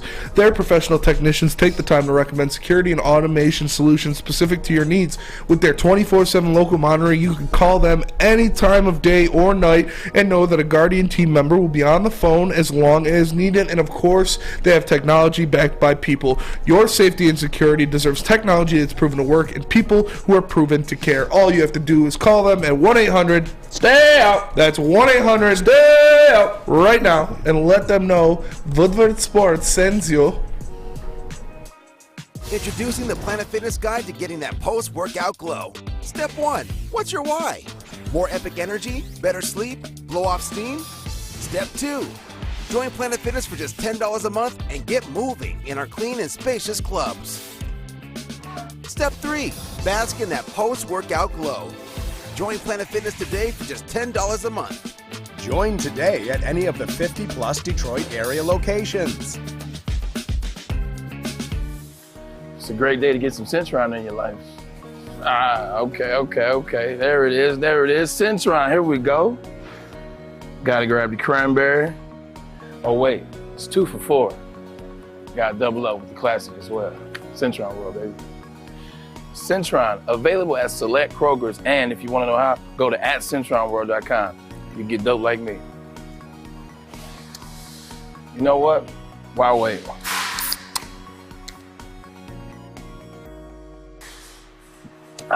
Great taste, guaranteed.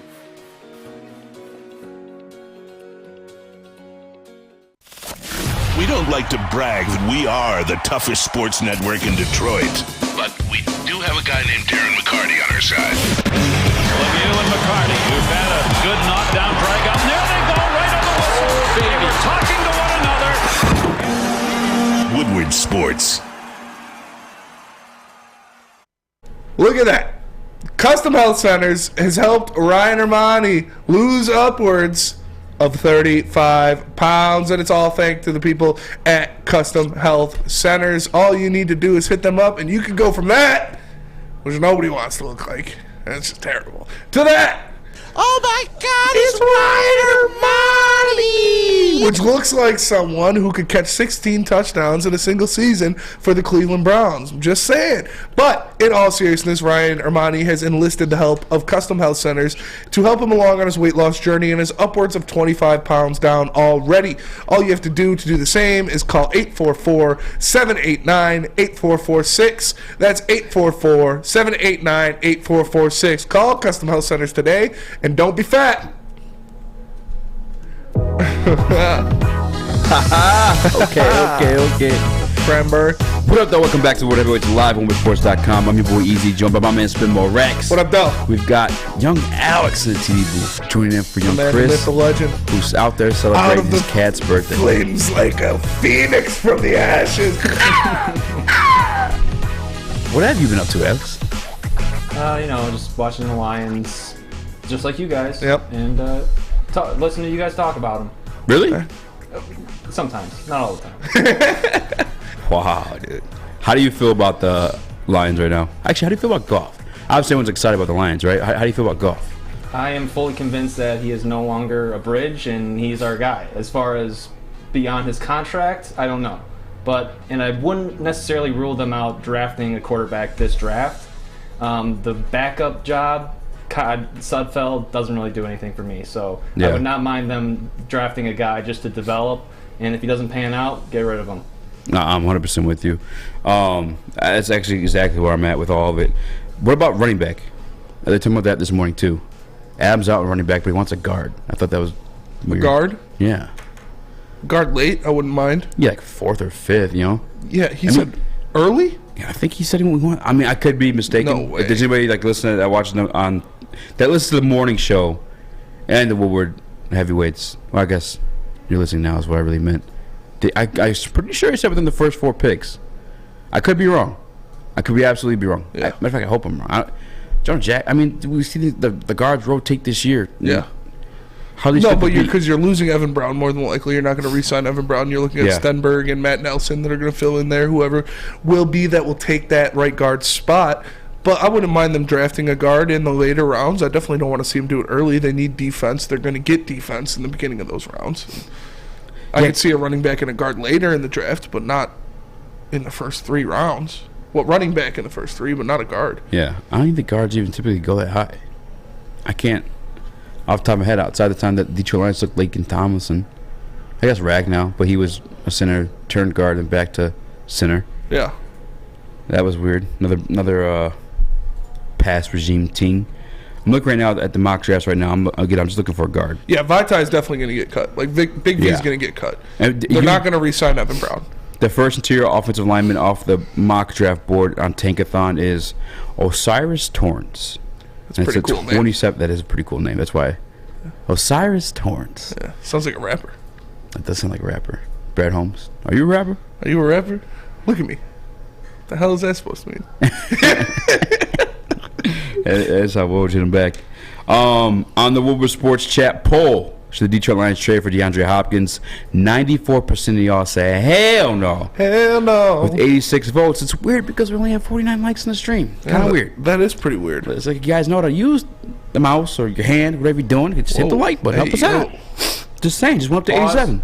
Yeah, pause, man. Hey, yo! One thing I do want to inform people on, and I don't know if they missed it beforehand, but it's only an $8 million cap hit. And then I also want to include this in, to you specifically. Someone in the chat said for a 5th round pick. I doubt that. No, not a chance. But if that was what it was, yes, I'd do that. Hell yeah. But that's not what it's going to be. Sign me up. All day, 10 times on freaking Sunday. All right. But to players that are actually on the Detroit Lions now. Yes. We obviously have the youngest team in the league as the years progressed. A lot of rookies. Actually, it's probably our best draft class ever. Yeah, for sure.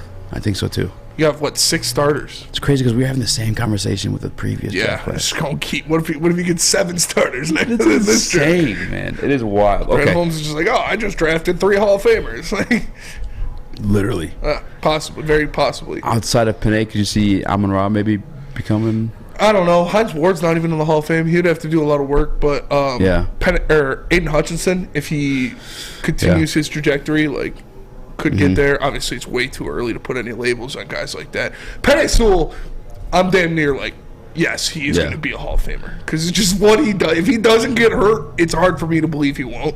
Yeah. Aiden Hutchinson, obviously, it's his rookie year. I don't want to put too much on him. But with what he did this year, obviously he's just going to get better. And the people who he was in company with his stats in the rookie year, if he continues that trajectory, yeah. And then, I mean, you look on top of that. Amon-Ra would be the closest one, probably, yes. Yeah, I'm with you.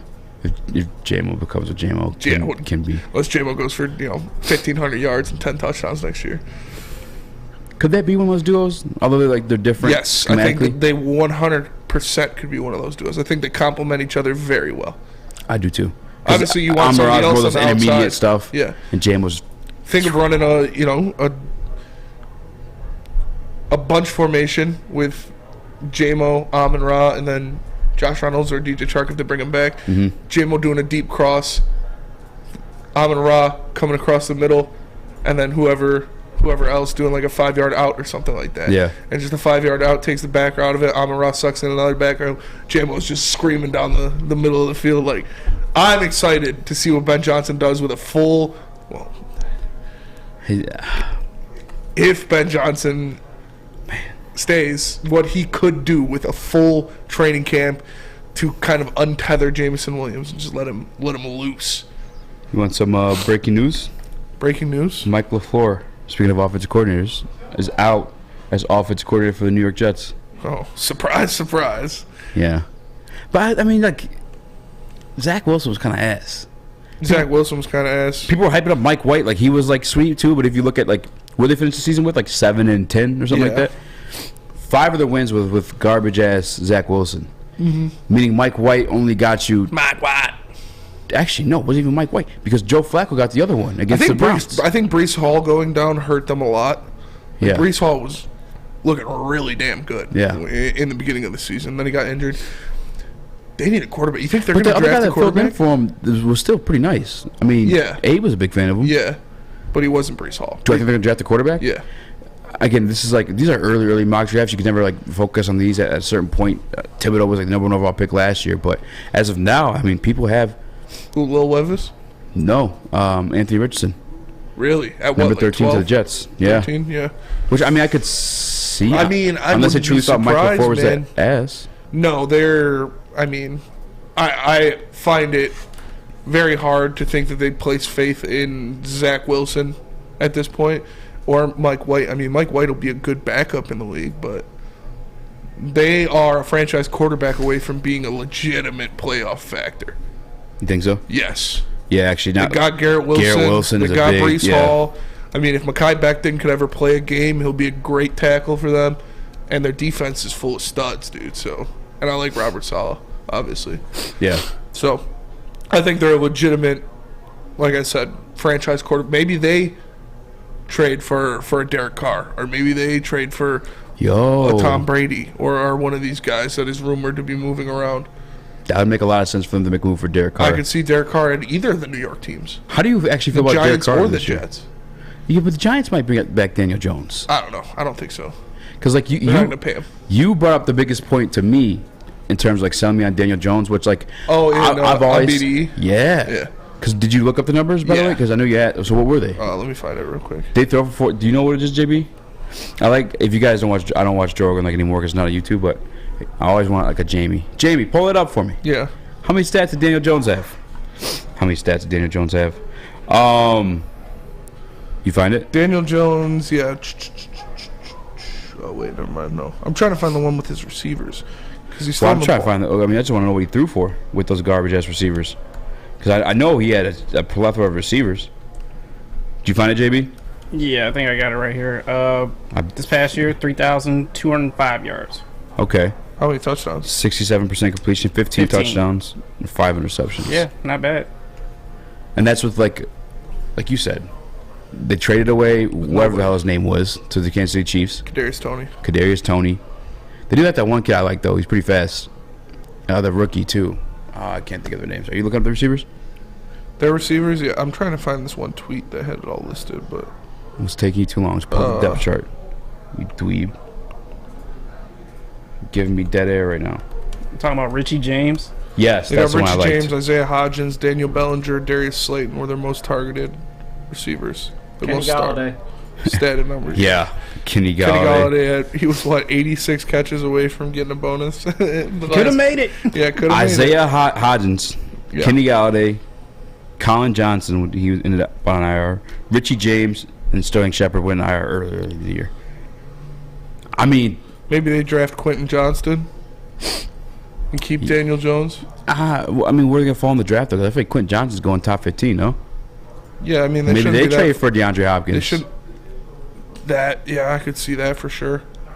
But like I said, if you gave, because we were talking about one of my on Big D Energy, one of my nickel package questions were, who would you rather start your playoff game if you were a GM or head coach, Daniel Jones or Geno Smith? And a lot of people were saying Geno Smith, which is, yeah, I mean, he's been playing great. He hasn't looked great at the end of the year, but, if you gave Daniel Jones, Ty Lockett, and DK Metcalf this year, he would have been a Pro Bowler for sure. Mm-hmm. And I mean, don't forget Kenneth Walker, too. Yeah, I mean, well, he had Saquon, so. Yeah. Saquon had a pretty good year. I know, but I'm saying, Geno had the whole package, damn near. Yeah, but if he had any receivers, he would have Yeah. had a much better season. Yeah. So are you asking me that question? Who would you take?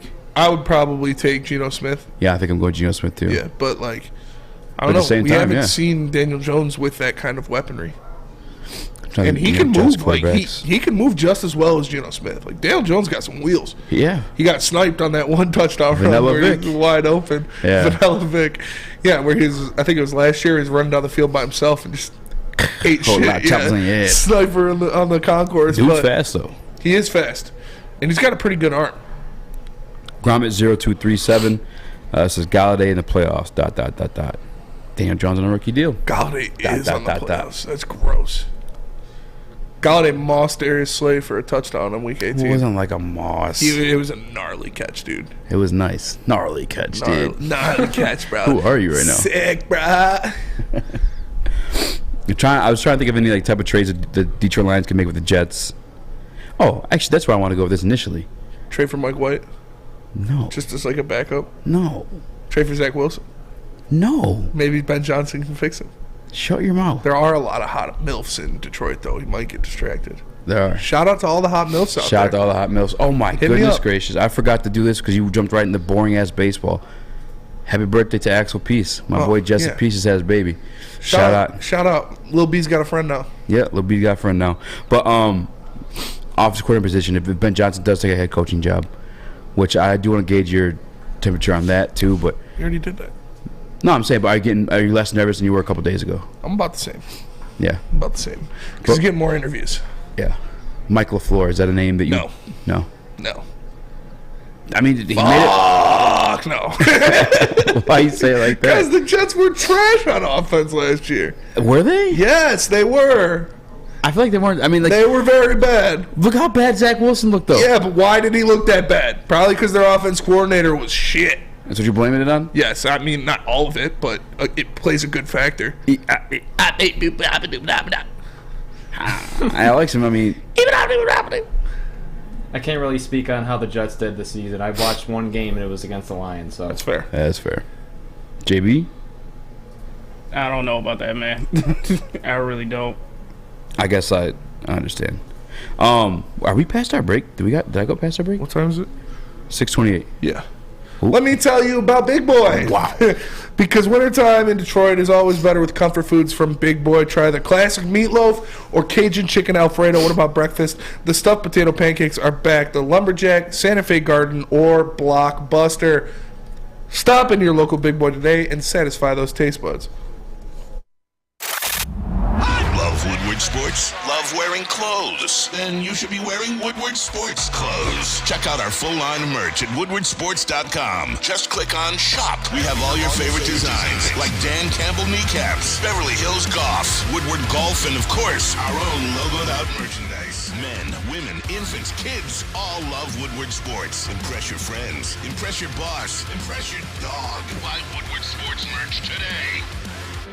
When it comes to making your haircut truly an experience, there's no better place than Lady Jane's Haircuts for Men. Come to any one of our 26 Metro Detroit locations for an award-winning haircut experience and qualify for a chance to win a down payment for your dream home up to $200,000. Our precision haircut and talented stylists will have you looking good, feeling good, and give you a chance to change your life forever. Lady Jane's Haircuts for Men, open 7 days a week. Walk in anytime. It's wicked awesome. What's a winter wonderland if you can't shop, eat, and play? Lucky for you, you can do it all at the Downtown Detroit Markets, Cadillac Lodge, and the new winter version of the Monroe Street Midway, all located just across the street from Campus Martius Park. Find the fun at deckedoutdetroit.com.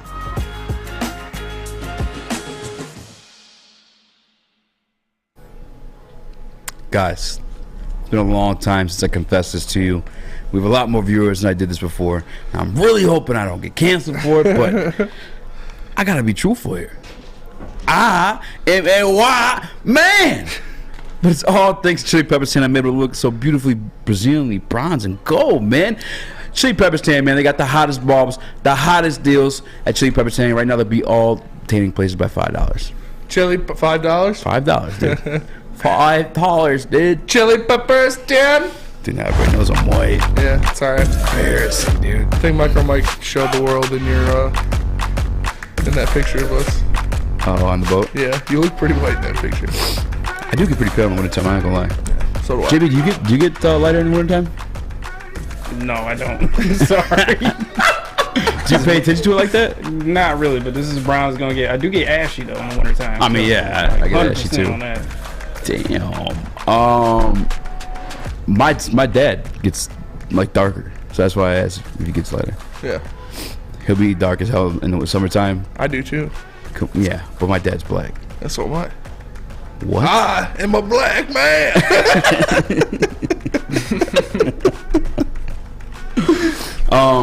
Did we talk about the Ben Johnson stuff yesterday? Coming out as black.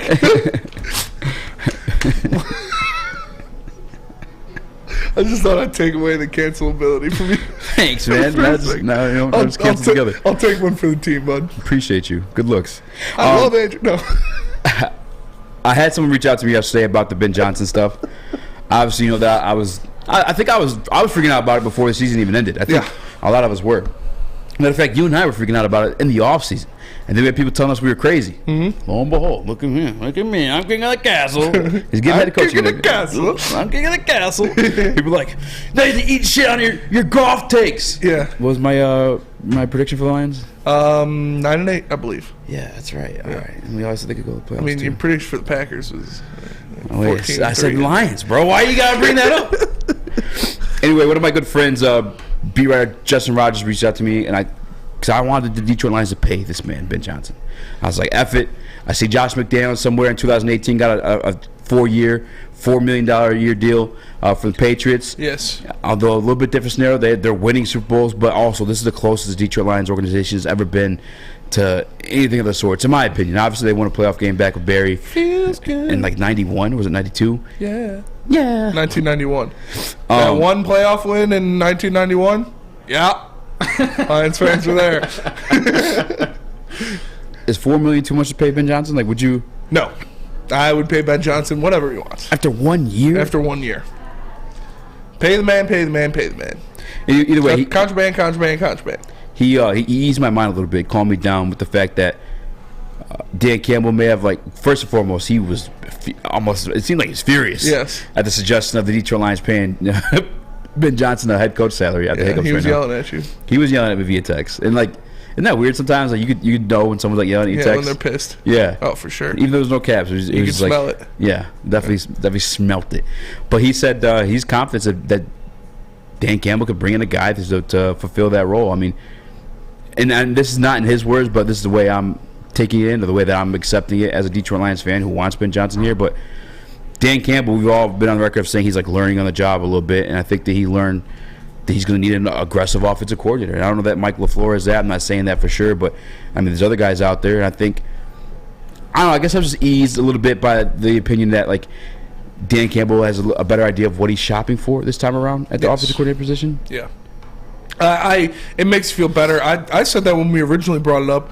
that I wasn't that concerned because I felt like Dan Campbell and Brad Holmes would be able to find his replacement. Dan Campbell and Brad Holmes would be able to find a guy that suits not only what they do as an offense, but what they believe in, their philosophies as a team, and someone with talent, because they were the ones that looked at Ben Johnson and said, oh, you were on the Patricia staff, we'll keep you.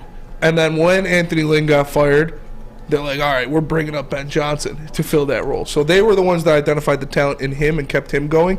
So I did think that they'd have the ability to identify talent, identify his replacement, and initially put that situation into motion when it needs to become a factor on the Detroit Lions coaching staff. But again, pay him. If Ben Johnson says, I'll stay in Detroit for $4.5 million, you give the man $4.5 million. Tomorrow. Yeah, obviously I'm cool with like paying him $4.5 million. The only thing that Justin brought up is the fact that you'd be paying these guys like head coaching salaries, and I guess in terms of like ownership, they get pissed off when that happens. The same way when Mr. Haslam paid Deshaun Watson, ownership was pissed off because they gave him a guaranteed deal, which is literally insane to think about that now. Like, you had a guy, I guess it wasn't a criminal allegations. You know what I'm saying? They're all like outside of what was the other one called? Civil. Yes. They're all civil charges, not even charges, civil matters. Civil suits. But to still pay that, guarantee that guy's entire contract outside of this first year. Deshaun? Yeah. Yeah, it is. But other owners around the league got pissed at him, and obviously in that situation that you get voted against. I mean, it's really like a tight-knit group, a secret society, if you will. Yes, for sure. And basically what Justin was like nodding towards, like once you do that with Ben Johnson, that it's the same treatment the Detroit Lions would get in that scenario. Yeah. People would be pissed off. Yeah, you'd reset the market. You'd reset what people expect. But I don't give a shit. Let him be pissed off. Let him be angry. Let him be. This is a guy. This is an asset. This is the most important coordinator in the NFL. You fucking pay him the money that he's earned, even in one season. I don't give a shit if Jerry Jones is going to be mad at me, because then he has to pay Kellen Moore more money. Suck it up, Jerry. You're worth $100 billion anyways. I don't give a shit. Pay Ben Johnson if you want to keep Ben Johnson. Flat out. You talk real normal to these women who walked in the room and you start yelling. You swear words. I mean, it pisses me off, because when I heard that, I was like, oh, they're gonna be mad at you. Let them be mad. They should be mad that I have Ben Johnson and they don't. Yeah. That's what they should be mad about. I'm in agreement. They shouldn't be mad at being stingy. You don't think Sean Payton's going to reset the market? John Gruden damn near reset the market, and he got outed. Yeah. Like, that shit happens. Get over it. Yeah. The man has proven that he deserves that in 1 year, so you give him that money. I'm not pocket watching. Pay Ben Johnson. I'm with you. Or don't as a head coach, because he's not fit to be a head coach, because one time he slapped me across the face and then he spit on my grandmother when she was in her wheelchair. Yeah, he did do that. I saw that. Yeah, it was bad. Dude, one time I saw him gift a homeless shelter WNBA season tickets. I saw him walk up. How fucked up is that? I saw him walk up to one of the Santas with the bells. Yeah. Punch him in the stomach, take the money out of his jar, and light it on fire in front of him. I saw that. He like ripped the belt. Yeah, ripped the belt off of him. Like spanking him with it. It was getting weird. It was bad. It was getting really weird. Bad. I mean, that Santa should have been insured. He told me he goes downtown and hands out Fiber One brownies to homeless people. That's fucked. Just because, I don't know if you ever had a Fiber One brownie before, but dude, he told me. It'll get you going. He's just really trying to ignite the baseball fan base again. He's making kids sit down and watch baseball games. He actually told me that he was the reason Chris Ilitch let Al Avila through the trade deadline last year. Yeah. Matter of fact, I heard that he was like a big Al Avila guy. Yes, big Al Avila guy. Had a custom-made jersey. I was like, is that for the player? No. For the GM. It's for the GM. What do you have numbers on it? It just said GM. Yeah. And then Avila. Sounds like office material to me. Ben Johnson should just, sounds like offensive coordinator material. King Horse Ben Johnson raided the Capitol in January. I'm not going to touch that one. Either way, that Santa should have had insurance, and he should have had Swiss insurance, because with the holiday season, Swiss insurance was reminding everybody that they're insuring those gifts of jewelry and other collectibles and your Santa suit. All right, that's what they do at Swiss Insurance.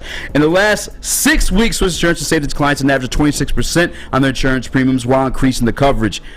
Swiss Insurance is here. Go Lions, go Tigers, go Pistons, whatever the hell else is going on right now. We'll be right back. This is Woodward Heavyweights. By now you know me, Christina Gennari, as the obvious choice in real estate. And you know my website, soldchristina.com as your #1 resource for buying or selling your home. Myself, along with my amazing staff, pride ourselves on making your home buying and selling experience a relaxing and easy one. Come see why we are the obvious choice. Christina Gennari at soldchristina.com, the obvious choice in real estate. Make sure you're listening to Woodward Sports all day long. Start your morning with the Morning Woodward Show. Spend middays with Big D Energy. Watch and listen your drive home with the Bottom Line. And don't forget about Woodward Bets Daily. All live, all right here on the Woodward Sports Network.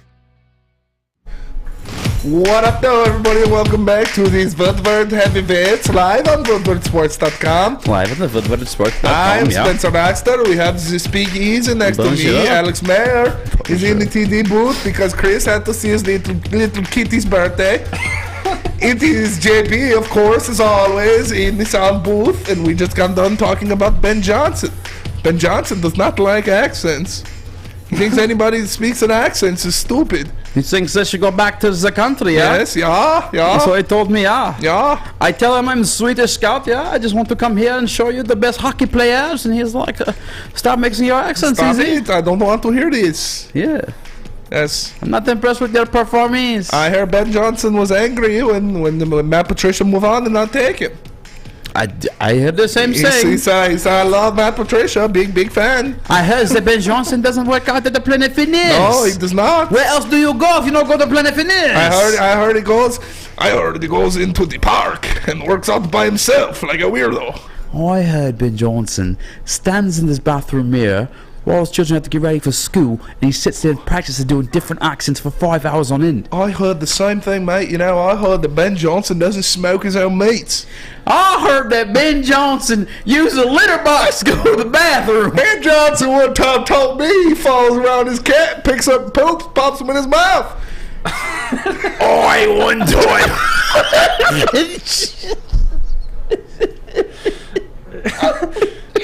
Boy, Ben Johnson once told me that he didn't eat any fresh fruit for 2 months and got scurvy. He shit his pants in practice and he told the boys, a storm's a brewing in me pants. Arrgh. You know what Ben Johnson told me? That salty dog told me he walks into 7-Eleven or Speedway and asks for the taquitos that have been sitting out for 10 hours. I heard one time he walked into 7-Eleven, he shit on the floor, and while the tenant was cleaning it up, he stole all the Marlboro cigarettes. You know what? I heard Ben Johnson drives a Ford truck. It's a good thing. Now, was Ram live, brother. I heard Ben Johnson got pulled over for a speeding ticket in a freaking go-kart on 696, not wearing a damn helmet. Go-kart? He called that same officer that night while drunk, and he told me to walk up there and kick him in the ass. I heard Ben Johnson loves his wife very much. And she's also his cousin. Wait, what? I heard Ben Johnson grew up a Bears fan. I heard Ben Johnson grew up a Bears fan, and he said he gave him the playbook. 100%. I heard Ben Johnson lost half his virginity to a hot dog. Hot dog? Yeah. I heard Ben Johnson would have let all the pretty girls sit at his table on Wednesday because they weren't wearing pink jumpsuits and ponytails. I heard Ben Johnson walks into public bathrooms and doesn't put the seat down. I heard Ben Johnson kissed his cousin while he was 30. His 31st birthday. You heard, y'all come back now here. It's weird But stuff. in all honesty, Ben Johnson, we love you. Don't go anywhere, please. 100%. Doughboy Steve, you're absolutely correct. Eazy spent too much time in his room as a kid. I did. Yeah. I learned a lot of sports there. I didn't have cable. Ben Johnson. I used to just lay there, catch the football, and then I'd be like, Mamma Mia! Totally chased the hell out of stuff into. That was, that would have been a weird one to walk into for sure. Apologize to Ben Johnson. We'd like to state right now that the feelings and thoughts expressed by the Woodward Heavyweight Weights do not necessarily represent the feeling and thoughts represented by Ben Johnson, the Detroit Lions, or the Woodward Sports Network. That's fair. On to other business. That was Mad AD. Demo right there. The walls are coming crumbling down. Somebody asked, we asked Michael Mike who he thinks should take the biggest jump in year 2. Yes, we did.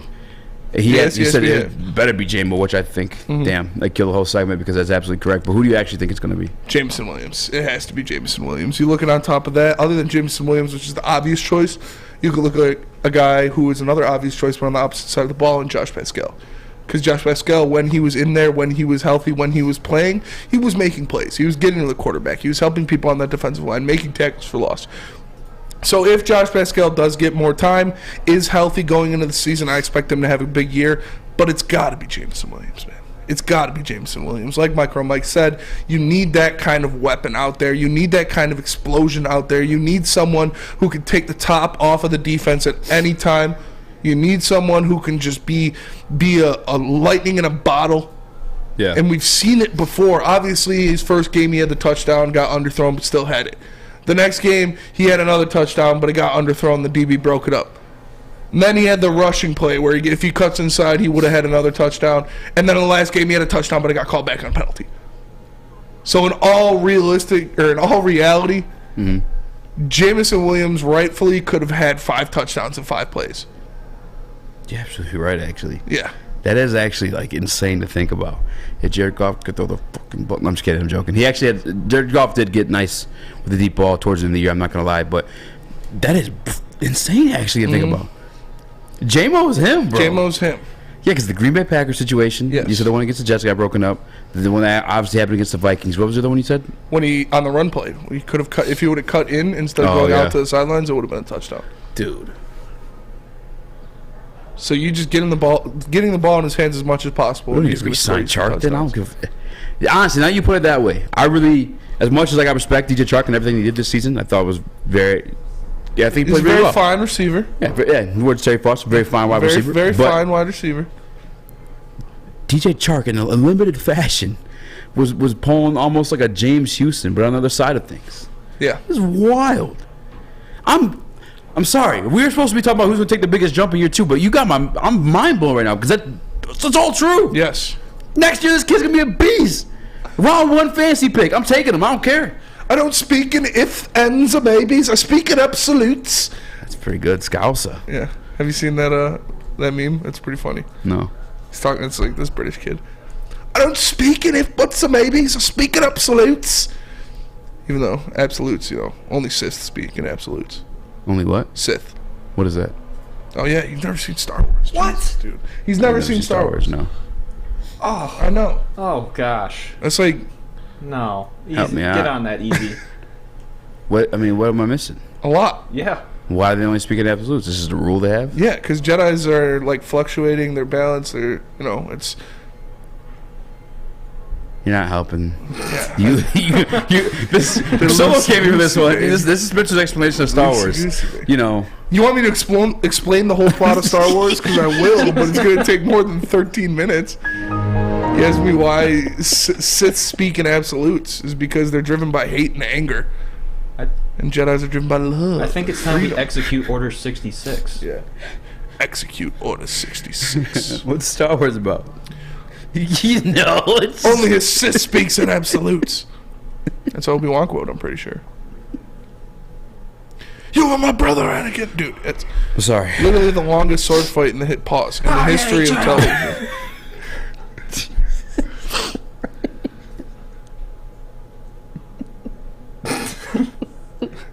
What? What? Did I say something? We were talking about sword fights. No. Pause. What are the other shorter sword fights you've seen? Eddard Stark versus the Sword of the Morning. Is that when you had swim meets? Yeah, that was a good one. We had a good one in the swim locker room. Pause. Eazy used to sword fight with his friends after class. Pause. It's not the same. You swim in underwear with other boys. You roll around with grown men. Yeah, to learn how to kill them. That's not how that goes down. That's how you do it when he's on top of you. It's like you're doing a mating dance. I learned how to escape dolphins and killer whales. You're not escaping dolphins. If we're in the, I don't have to be faster than them. I just have to be faster than you. That's why you have an irrational fear, because you're a swimmer. I mean, yeah, it's the dreams being in the waters with dolphins. Spend a lot of time in the water. Whenever I see, oh, we're not going to get into that. That's a whole pot of worms that we My don't face know. hurts. Your face hurts? Yeah, from laughing so hard. Well, somewhere you can tune up those face muscles if you don't want to have to laugh. Someone just had a weight machine. It's Planet. It is Planet Fitness, because Planet Fitness is the official studio sponsor of the Woodward Sports Network. Also home of the Judgment Free Zone, where you can work out in a non-intimidating, judgment-free atmosphere for just $10 a month, or upgrade to the Black Card for unlimited guest privileges, hydro massage, and more. Join in club or online at planetfitness.com. It's Planet Fitness, where your fitness is essential. At work and at home, we're there with smarter security solutions. Featuring complete automation with customized alerts and more. For over 90 years, we've been the company that's been counted on to protect what matters most, all with personalized service and care. Right now, for a limited time, receive a free video device plus free installation with a new home system. Guardian Alarm. We protect Michigan. You have an opinion? Make sure it's seen and heard. Corner, jumper, tweet us, hop on the YouTube chat, slide in the DMS at Woodward Sports on all social media. Guys, I gotta tell you about Alta Equipment. Thanks for burping into the microphone. What are you talking about? At Alta, uptime matters. Alta Equipment has everything you need to get the job done. You got a big project coming up? Make sure you give Alta a call. It's 844-GO-TO-ALTA. Again, that's 844-GO-TO-ALTA. Alta Equipment, where uptime matters. We should do an ASMR show. We should. Stop. People hate that. Really? I think that. Pretty sure they do. I mean, yes. No, I think a lot of people love it, though. I personally hate it. But not everybody likes what you like. You've never seen Star Wars. This one? That Star Wars? Yeah. Get the moon. I guess I have taken part in ASMR, like watching it. I love that. But it was as like astonishment. Just like what the General Kenobi. Is that from the movie? Yeah, Obi-Wan always says hello there. You know, it's the best. I don't know if it's copyright. But if anybody's watching that used to like always watch BD, Big D Energy, remember Sawyer? Sawyer's voiceovers for Star Wars. Oh yeah, that was awesome. It was so funny. If you guys remember Sawyer, he's got on his YouTube, which is Pre-Malone. Is it? He changed it to Pre-Malone? Pre-Malone. It's always been Pre-Malone. Oh, he changed it. He's got a voiceover of himself for Star Wars that he did for a high school project. And it's pretty funny. I'm finding it just so I can watch it later. Can't play it though, but yeah, you're right. What I have just ad read right here, man. What are we talking about? We talking about the Red Wings. Red Wings won 7-5. That was pretty impressive. Do it. Just against do it. the Jets. The Red Wings. Al watches hockey. You got someone to talk hockey with? Yeah. I mean, I was watching Michigan State more than I was Red Wings last night, so sorry about that. We can talk about Michigan State. That's kind of cool to talk about. You know? But I do want to talk about the Red Wings real fast. Okay. So you're gonna fucking sit there and listen to me talk about the Red Wings. That's cool as long as it's not baseball. The Red Wings won 7-5 last night against the Jets. Mo Seider racked up 4 assists in that performance. It was very exciting. Raymond had a goal and 2 assists. Larkin, Sonny, Berger, Fabs, and Kurt and Kubi all got a goal themselves.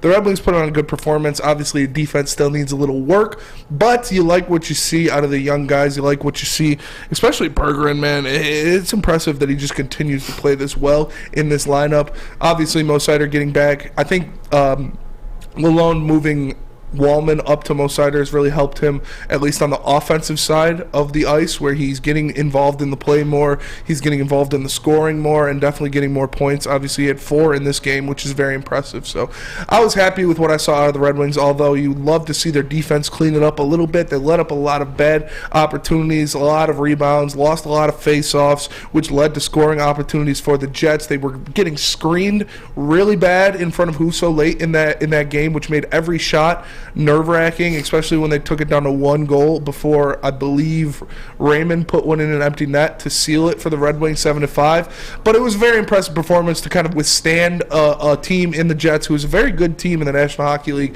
But the Red Wings went out there, they took care of business, scoring 7 goals and only letting up 5. Obviously, it's not great for Husso, but still, he kept them in the game. Some of the goals came in late.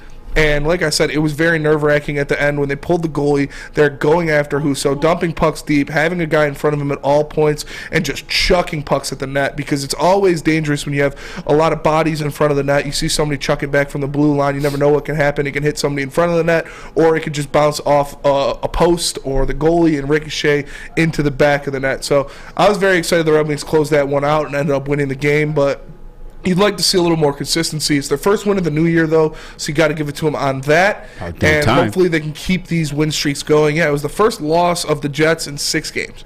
First game the Jets lost in 6 games. So Red Wings got it done in front of the home fans. Very happy to see that, and I'd like to see them keep up that momentum in the next game. Now, time for your Michigan State update with Alex. I got nothing to say. What do you mean? You said you watched the game last night. They beat Wisconsin. Michigan State beat Wisconsin on the road. Always a big game in the Big Ten when you're going on the road against the from performance. you. Joey Hauser had a great game. Joey Hauser loves playing in What's Wisconsin. the white guy talk? You're being racist right now. Spencer's black. Yeah, I came out as black today. Officially. Yeah. How do you feel about that? Come tell the world how It you started feel. when he was 13. It was a great game. Come by tell the Joey world how Hauser. you feel. It was a great game. Who was also white. It was a great game, yeah. Whoa, what? Joey Hauser, man, he went off. He had What'd he 20 do? points and 8 rebounds. Damn. AJ Hoggard has continued his fantastic stretch of play for the Spartans. He's looking like the best point guard in the country right now. He went off for 10 points, 8 assists, and 4 rebounds. Very impressive. Tyson Walker didn't shoot the ball too well, but still poured in, I think, 13 points. Yeah. And the 2-point guard situation that the Spartans have been running has been working well. I was very happy to see them get Malik Hall back because he's a great creator in the half court for them. And I need to see some more. Obviously, they're playing Purdue very soon, which is going to be a tough test. Purdue's the number 1 team in the country, and Zach Edey is an absolute force. They're beating them. But Sissoko has been playing very nice. He played well again last night, so hopefully he can try to provide some kind of, I don't know, some push to Zach Edey. But that guy's like 7'4". He just gets buckets. He's averaging like 24 points a game. Jesus. Like, it's going to be tough. It's going to be a tough game. But I was excited what I saw out of the Michigan State Spartans on the court last night. Shout out to my guy Tom Izzo. Shout out. Just doing his thing again. I knew you could do it, baby. Tom Paisono. Man, you son of a bitch. Oh, God, that guy. Mayor, give us your version of it. I was a little upset that Jaden Akins didn't get to see the floor more because of there was like a mismatch defensive-wise. Crowell with Wisconsin was giving him problems. You could tell that Akins really likes playing in Wisconsin. He came out right out of the gate on that first possession and hit a three-pointer. And then Izzo, like I was fully anticipating them to lose that game and me to get really angry at Izzo for not playing Jackson Kohler more. But then afterwards, he redeemed himself and he said, I played Carson Cooper because I wanted defense over offense. And that's fine by me. To reiterate what Spencer said, the Hoggard and Walker combo has been excellent this year, and Malik Hall is an absolute game changer. He was having his way in the post yesterday, rocking the dribble back and forth, backing down his defender, getting anything he wanted at the rim. That's what you like to see, and that's what we definitely need going forward. And like Spencer said, especially this coming Monday up against Purdue. Yeah, when Good I win see for the boys. when Hoggard's hitting the outside, his outside shot, if he's knocking down three-pointers, it's a tough team to beat. Because you look, obviously Tyson Walker can hit the outside shot. You have Jaden Akins who can hit the outside shot. And then in the paint, like you said, all those guys can get to the rim as well. And Malik Hall in the intermediate level, like in that elbow extended area where he can hit turnarounds, he can use some dribble moves to get to the paint and finish. It's impressive, man. They got a pretty good array of scoring on this team, especially for how they don't really have all the, next year they're going to have all the talent. Next year they're going to have all these 5-stars coming in, and it's going to be a different team. But this year it's some older guys. It's guys that's been there for a while. Tyson Walker was obviously a transfer last year and stayed this year. So I'm excited to see what they can do, and I think they will get into the tournament for sure. But, Michigan's a fraud. Hunter Dickinson's a bitch, and that's pretty much all I got to say. Jeez. How do you feel about Izzo's history with 5-stars? Huh? How do you feel about Izzo's history with 5-stars? I mean, yeah, it's not the greatest. It's when you look at guys that they brought in with Miles Bridges and Jaren Jackson and dudes like that is when Izzo was using. I don't even want to talk about it. But I can't. Ben, what's his name? Ben Carter? Ben Carter. Yeah, when Ben Carter was getting minutes over Jaren Jackson, it was pissing me off a lot. But I think Izzo's learned from that, and I think he'll when he gets these guys in there, they're going to use them to their best capabilities and make a good run. That's what I'm waiting on too, because like even the use of Miles Bridges like frustrated me at times too. Like I'll never forget the Syracuse game. Yeah. Where it's like just let Miles like cook, bro. Yes. Just let him fucking go.